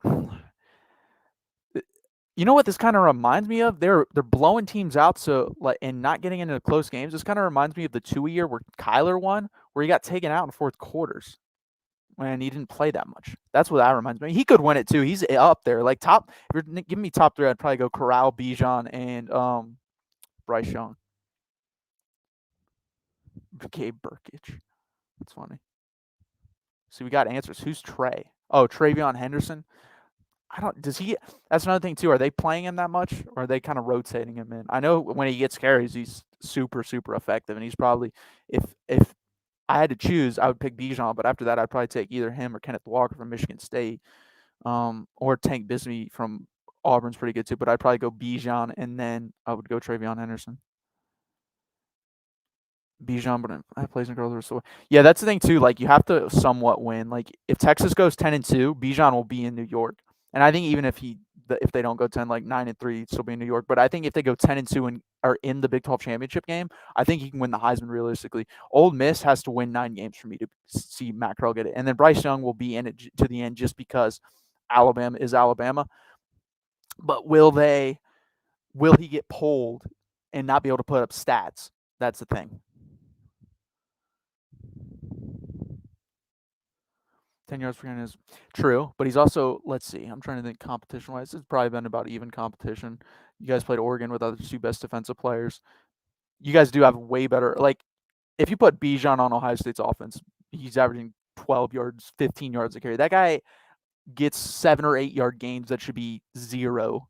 It's insane how, I mean, look at the broken tackles. He was leading college football with like 40-something before this game. After this game, he's probably got like 60. He's really good.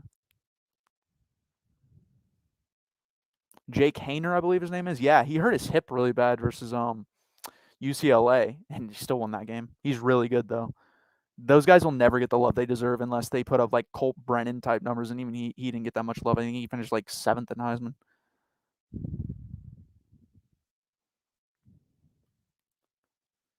Okay, so I really appreciate it. I'm on 2 hours, guys. I gotta go. Please hit that like button. Please subscribe down below, and hook 'em horns always.